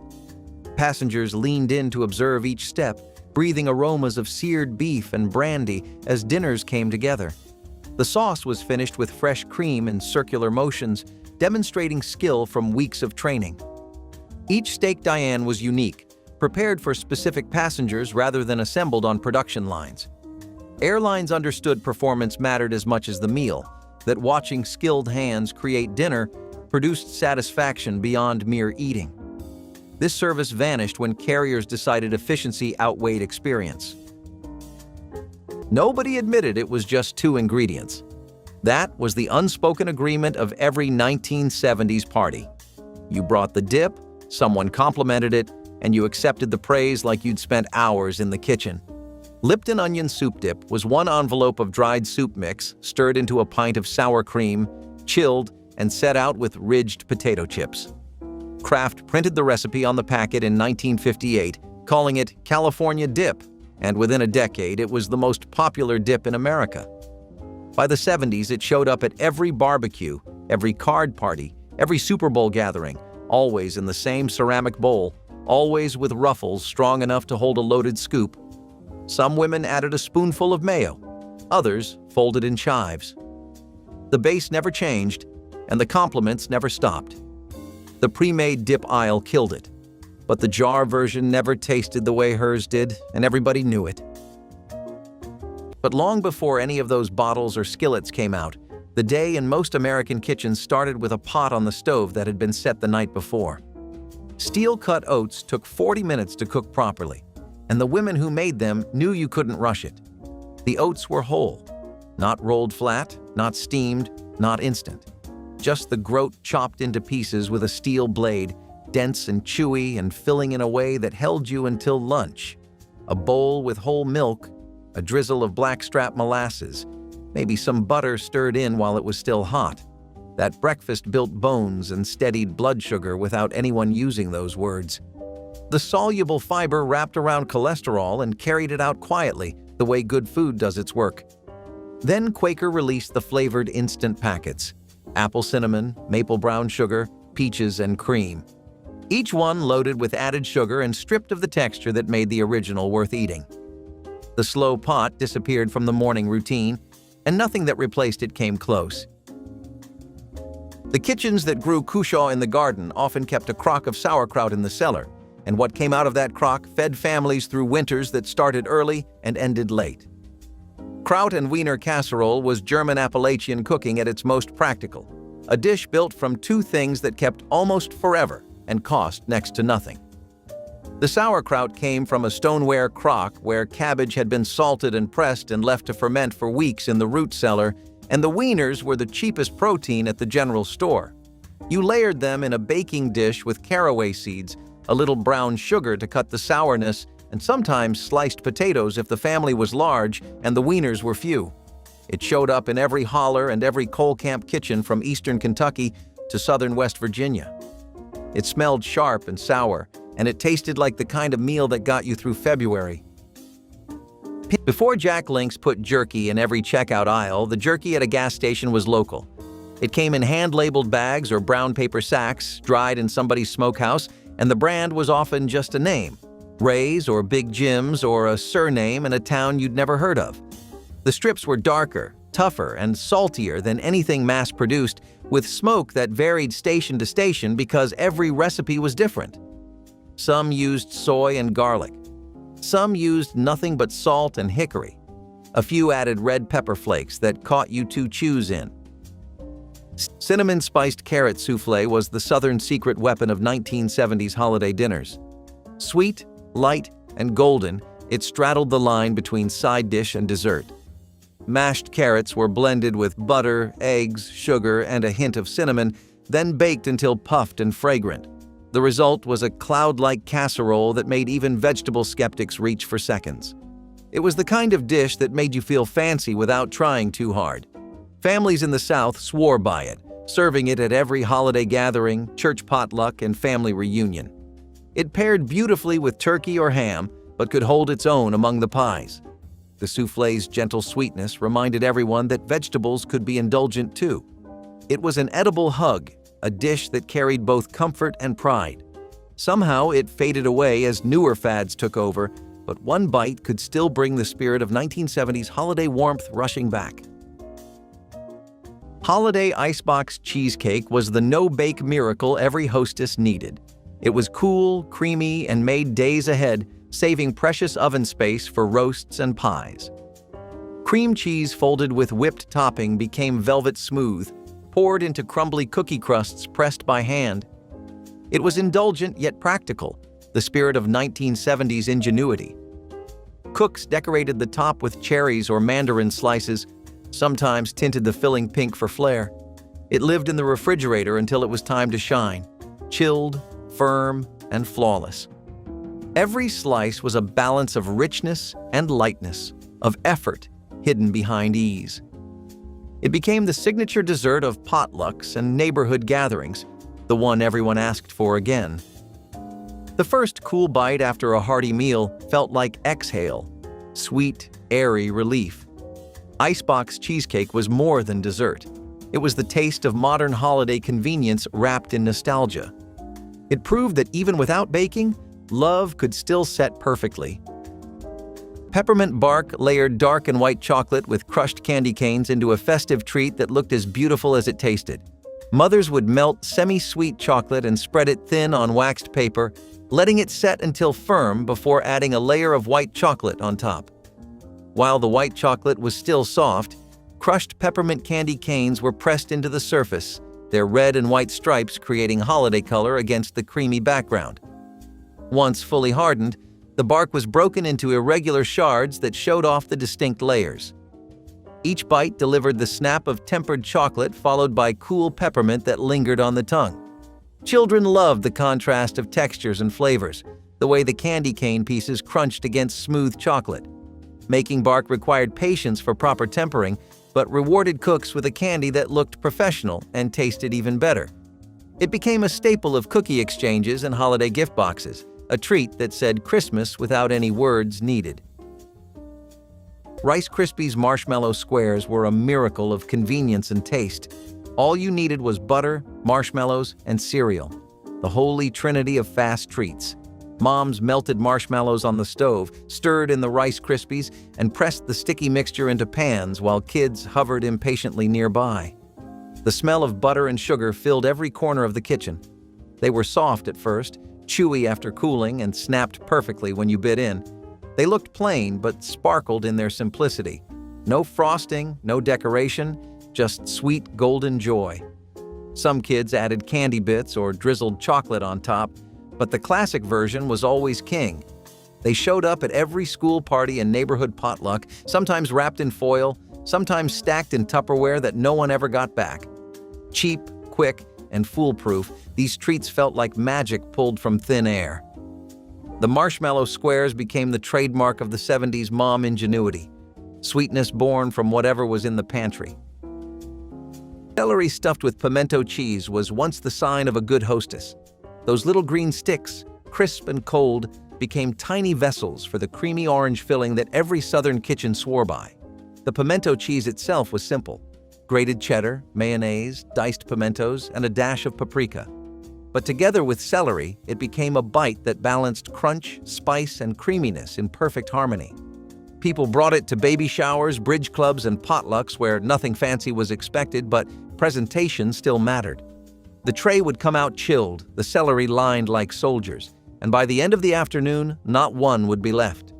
It was refreshing, inexpensive, and just indulgent enough to feel special. Even in households outside the South, it became a little taste of that charm and hospitality that defined the region's cooking.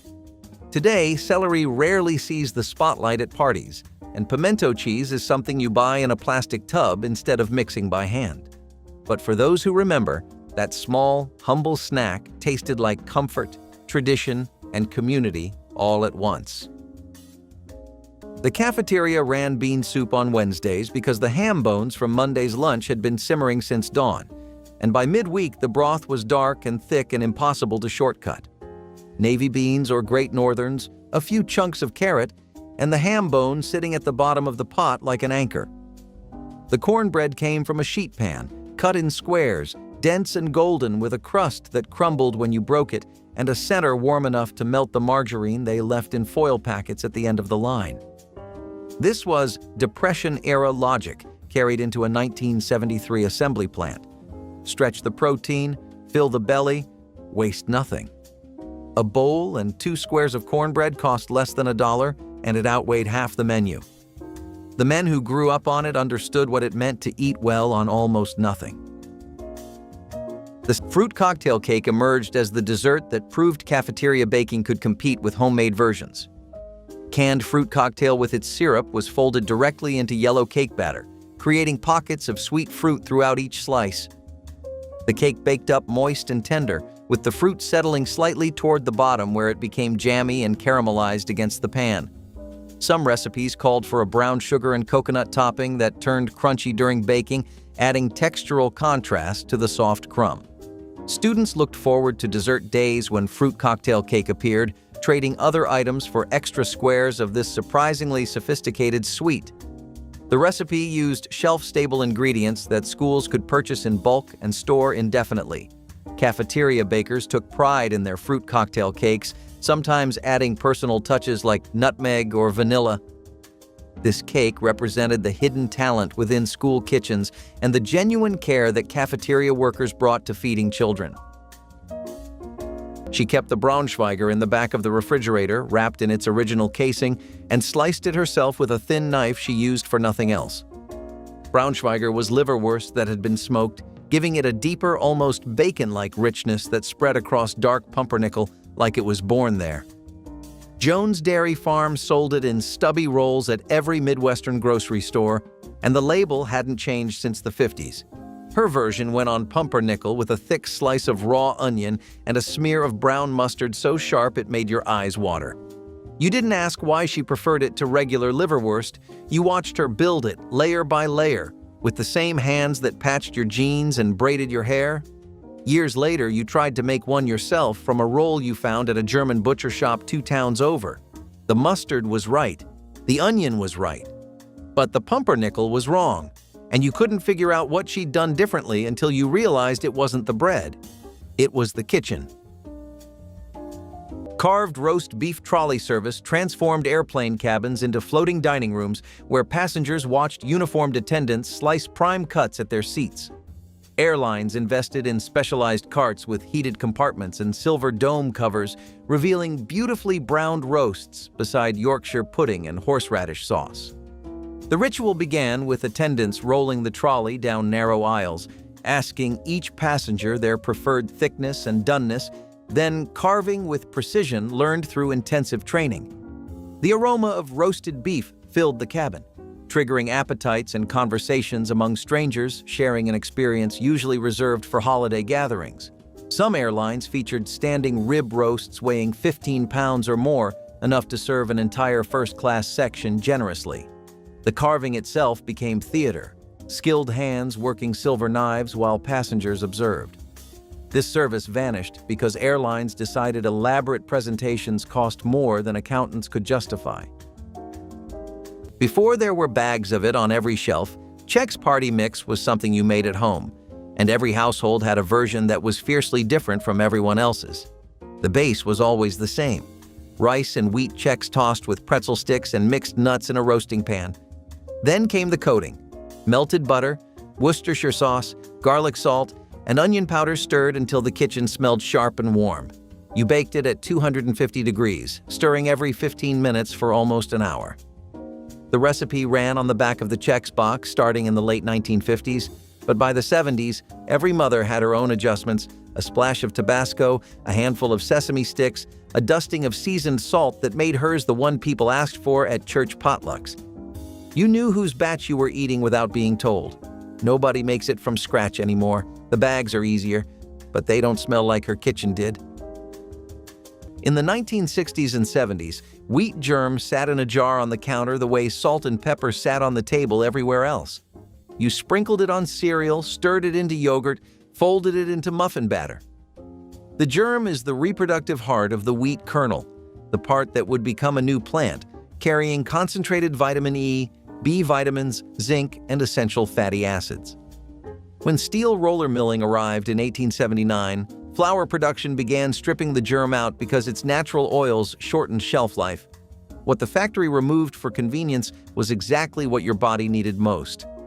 Adele Davis, the nutritionist whose books changed how a generation of mothers fed their kids, recommended it in everything she wrote. By the 80s, the jar had faded from most kitchens, replaced by enriched flour that gave back a fraction of what milling took. Cabbage roll casserole was what happened when a woman loved the flavor of stuffed cabbage but had 4 kids to feed and no time to roll anything. The original stuffed cabbage came from Eastern European immigrants, Polish, Czech, Hungarian families who settled across Appalachia and the Ohio River Valley to work the mines and the mills. Their wives rolled seasoned meat and rice inside blanched cabbage leaves and simmered them in tomato sauce for hours. The casserole version took the same ingredients: ground beef, chopped cabbage, rice, condensed tomato soup, and a pour of beef broth, and layered them raw in a baking dish. It went into the oven for 90 minutes and came out tasting like somebody had been cooking all day.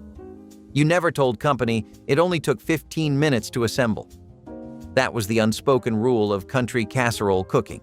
The less effort it looked like, the more it impressed, and nobody ever asked how you pulled it off. Eating sunflower seeds on a road trip was less about hunger and more about having something to do with your mouth for 300 miles. The ritual was everything. Crack the shell with your front teeth, work the seed out with your tongue, spit the hull into a paper cup wedged between your legs. David Brand was the name on most bags, though regional roasters showed up too. Darker or saltier depending on where you were. A bag cost 15 cents and lasted longer than any other snack in the station because you couldn't rush the process. Long-distance drivers turned seed cracking into a survival technique. The constant motion kept you awake on night drives when the radio faded to static. Your father could crack and spit without taking his eyes off the road, the hull shooting out the cracked window like a reflex. You tried to learn. You swallowed as many shells as you spit for the first year. Nobody taught you. You watched and tried until your teeth knew the motion on their own. Maple-glazed rutabagas might sound like something out of your grandmother's old cookbook, but back in the 1970s, this dish was pure holiday gold. People loved the way rutabagas turned tender and sweet once they were roasted, their earthy flavor mingling perfectly with maple syrup and butter. Families would toss peeled chunks of rutabaga in syrup, sprinkle them with salt, and bake them until caramelized. When they came out of the oven, the edges were slightly crisp, and the centers were soft enough to melt on the tongue. It was the kind of side dish that balanced out the heavy roasts and rich gravies at the table.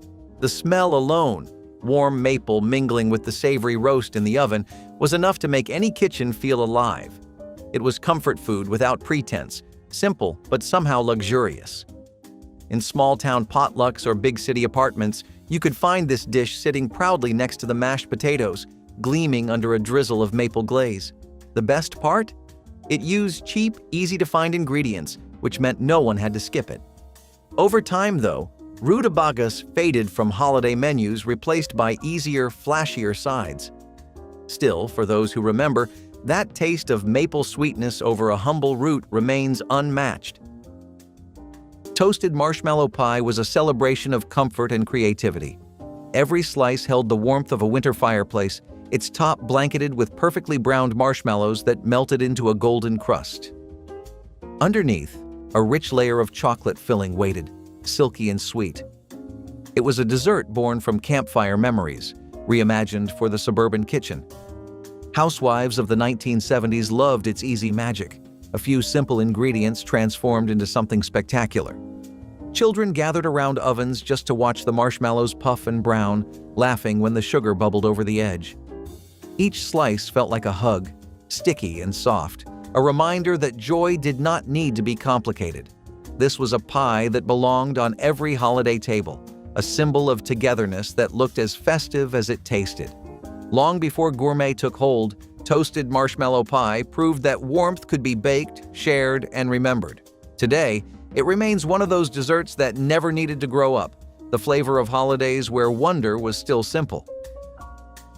Chocolate-covered cherries were the elegant confection that felt almost too fancy for home kitchens, yet mothers across America crafted them by the dozen, each December. Maraschino cherries were drained and wrapped in fondant, a sweet, creamy mixture that would eventually liquefy inside the chocolate shell. Each wrapped cherry was dipped in tempered chocolate and set on waxed paper to harden. The magic happened over the following days as enzymes in the fondant converted sugar into liquid, creating that distinctive syrupy center. Children learned patience waiting for chocolate-covered cherries to properly ripen, knowing that fresh dipped candies were too firm and needed time. The first bite through the chocolate shell released sweet cherry juice that mixed with creamy fondant. These candies appeared in fancy boxes at department stores, but homemade versions were fresher, with plumper cherries and thicker chocolate. Mothers took pride in creating something that looked store-bought but tasted infinitely better. Peanut butter cornflake clusters were where thrift met genius. A pot of peanut butter, corn syrup, and sugar turned humble cereal into chewy gold. You stirred until the mixture bubbled, then poured it over cornflakes, mixing fast before it hardened. Sticky, sweet, and crunchy, they were shaped by hand into little mounds that looked like sunshine. Kids loved them because they stuck to their fingers, and parents loved them because they used what was already in the pantry. They hardened just enough to keep their shape, the perfect bite of sweet and salt. Wrapped in wax paper or stacked in tins, they disappeared faster than anything else on the table. They were a staple at Halloween parties, easy to make between costumes and candy runs. Some added chocolate chips or drizzles, but even plain, they hit every craving. Cornflake clusters were proof that even the simplest ingredients could taste like celebration. They were quick, clever, and full of crunch. Homemade candy for people who did not need a recipe to make something right. Cheese and pineapple skewers were little toothpick wonders that defined 1970s party tables. They were exactly what they sounded like. Chunks of cheddar and canned pineapple cubes alternated on sticks, then stuck into a foil-covered half-grapefruit for presentation. It was colorful, neat, and irresistibly cheerful, like edible decor. Every cocktail party or Christmas gathering had at least one of these glittering centerpieces. The combination of sharp cheese and sweet pineapple was strangely addictive, a perfect balance of salty and tangy that disappeared faster than anything else on the table. It was playful food, not meant to impress, but to delight. Guests loved plucking them one by one, pretending not to notice how many they had eaten. Today, it might seem kitschy, but that was part of its magic. It was homemade fun you could eat. The 1970s may have had strange ideas about sophistication, but they sure knew how to keep a room happy with a grapefruit covered in snacks. Not every plant had a cafeteria. The smaller operations, machine shops, tool and die outfits, warehouses with under 50 workers, got a bank of vending machines bolted to the break room wall, and that was lunch. The sandwich was always the same. 2 slices of white bread, a layer of processed ham or turkey, a square of American cheese, and a smear of mayonnaise, sealed in cellophane on a slowly rotating shelf behind glass. You put in your quarters, turned the chrome knob, and the little door popped open. The bread was damp from refrigeration, the cheese too orange, and the whole thing tasted like last week. The concept traced back to Horn and Hard Arts automats, which served 350,000 people a day in New York before fast food replaced them. None of that charm survived in the factory version. Just fluorescent light, humming compressors, and a sandwich that existed because someone had to eat between shifts. Salmon croquettes appeared on cafeteria menus when budget constraints required creative protein solutions during the middle of the month. Canned salmon was mashed with crushed saltine crackers, beaten eggs, and minced onion until the mixture held together enough to form into oval patties. These patties were dredged in cracker crumbs and fried until golden brown and crispy outside while staying moist and flaky within. The salmon flavor was mild and slightly sweet, nothing like fresh fish, but comforting in its own institutional way. Cafeteria ladies served them with tartar sauce and often paired them with creamed peas or macaroni salad. Children either loved or hated salmon croquettes, with little middle ground, but those who loved them remembered the crispy exterior giving way to tender fish inside. The recipe stretched expensive protein into affordable portions while providing genuine nutrition. Salmon croquettes represented practical cooking wisdom that prioritized feeding children well. Nobody under 40 knows what an olive and cream cheese sandwich is, but mention it to anyone who grew up in the 1960s or 70s and you'll get a story. The spread was simple: softened Philadelphia cream cheese, chopped green olives with the pimiento still in them, and just enough olive brine to loosen it up. Some families added pecans, others swore by walnuts. The whole thing went on crustless white bread, cut into triangles, and appeared at every baby shower, bridal luncheon, and bridge club meeting from Mobile to Minneapolis. The women who made it never used a recipe. They knew the ratio by the color of the spread: pale green with flecks of red, loose enough to smear but stiff enough to hold the bread together. One woman remembered eating her first one from a cooler in her grandmother's back seat during a road trip, and the taste, briny, creamy, cold from the ice, was the taste of every summer drive she ever took. The woman who packed that cooler has been gone for years. The sandwich went with her. Smoked salmon and caviar appetizers represented the most aspirational moments in commercial aviation, when airlines believed first-class passengers deserved embassy dinner ingredients. Thin slices of Scottish salmon were arranged on chilled plates beside dollops of beluga caviar, accompanied by minced egg, capers, and crème fraîche. The presentation required specialized training. Attendants handled mother-of-pearl spoons to prevent metallic flavors from corrupting delicate roe. Airlines maintained temperature-controlled storage for these ingredients. Understanding caviar required conditions regular refrigeration couldn't provide. Passengers experienced genuine luxury, connecting them to aristocratic traditions stretching back centuries. The combination of silky salmon and briny caviar created flavor complexity, reminding travelers they experienced something rare. This appetizer vanished as airlines calculated cost per gram of serving fish eggs at altitude, replacing luxury with marketing language describing cheaper alternatives. 3:30 in the afternoon, the screen door banging shut, and there they were. Celery sticks already filled and lined up on a plate. Ants on a log needed no oven, no stove, and no supervision beyond a mother with 10 minutes and a jar of peanut butter. You spread it thick into the groove of each celery stalk, then pressed raisins in one by one until they looked like insects marching in a line. It showed up in home economics classes by the 1960s and became an after-school staple through the next decade. Some mothers used cream cheese instead. A few let their kids assemble their own, which guaranteed twice as many raisins ended up in mouths as on the celery. The crunch, the salt, the sweetness. It was the kind of snack that made you feel like somebody had thought about you before you walked through the door. If the fermentation crock told one kind of kitchen story, cottage cheese told another, simpler, quieter, and just as honest. In the 1960s and 70s, it was everywhere, scooped onto half a peach at lunch counters, packed into Tupperware for work, eaten straight from the container by women who understood that high protein and low cost meant more than any label could promise. Richard Nixon famously ate it with ketchup, which was his business, but the rest of America had better sense. Fresh strawberries, canned pineapple, a handful of grapes. It was naturally rich in casein protein, calcium, and the live cultures that come with real fermented dairy.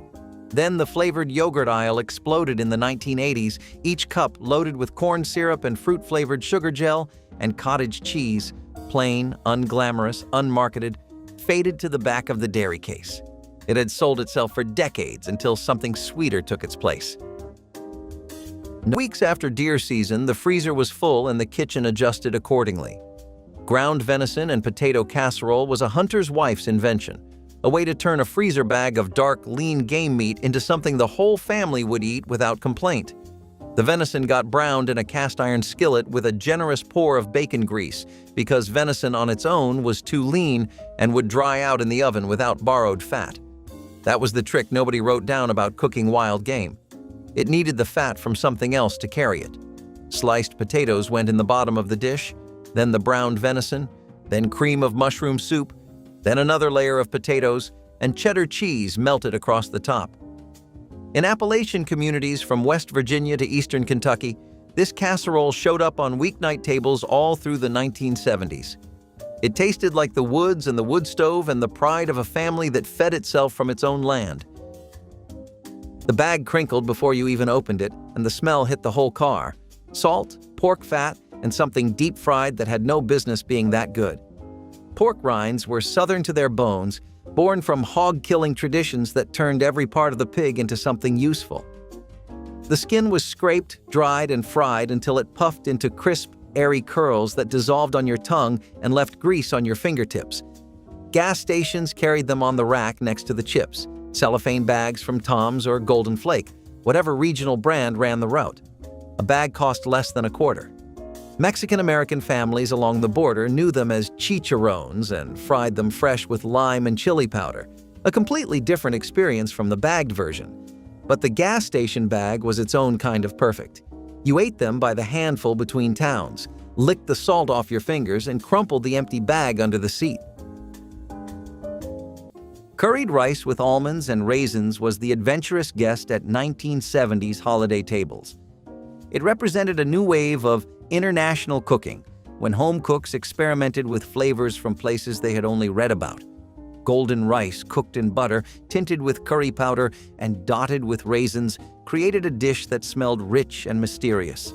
The toasted almonds added crunch and balance, turning a simple starch into something special. It was served in decorative casserole dishes, gleaming yellow against the reds and greens of the holiday spread. Magazines called it sophisticated, and for a while, it really was. The kind of recipe that made guests ask for seconds. It was sweet, savory, and gently spiced, offering comfort with a hint of the exotic. For many families, it was their first taste of curry, a flavor that carried warmth without heat. The dish went perfectly with roast meats, blending the familiar with something daringly new. Over time, it fell out of fashion as simpler rice dishes took its place.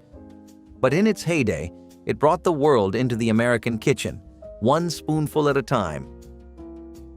Rum raisin ice cream pie was the dessert of quiet indulgence. Vanilla ice cream softened and folded around raisins soaked in dark rum until plump and fragrant. The mixture was poured into a cookie crust and frozen again until smooth as silk. Every slice felt cool, creamy, and just daring enough to feel grown up. The scent of rum filled the kitchen, mingling with laughter and low music from another room. It was the kind of dessert served after the children went to bed, a secret holiday pleasure for adults. Topped with a drizzle of caramel or chocolate, it looked luxurious, but came together with ease. Its flavor, sweet, spiced, and a little bold, carried a memory of warmth even when frozen. Rum raisin ice cream pie was the spirit of the decade, a little glamorous, a little rebellious, and completely unforgettable. Monster Face cupcakes were the masterpiece of every hurried Halloween mom. A box of yellow cake mix, a few tubs of frosting, and a handful of candy turned into an edible art project. Once the cupcakes cooled, the real fun began. Kids got spoons, plastic knives, and an explosion of food coloring to create their sugary monsters. Gummy worms became mouths, candy buttons turned into wild eyes, and licorice laces doubled as creepy hair. No two monsters ever looked the same. Some funny, some scary, all covered in way too much frosting. The table always ended up a colorful mess, laughter echoing through the room. Parents pretended to supervise but mostly joined in, licking frosting off their fingers. They were the perfect last-minute dessert. No perfection needed, only imagination. The cupcakes became more than food. They were memories with sprinkles. They may have looked monstrous, but they tasted like childhood. Here are 60 recipes that died in the 1970s and nobody brought them back. 60 dishes the 1970s swallowed whole, and not one person thought to fight for them. Which one deserved better?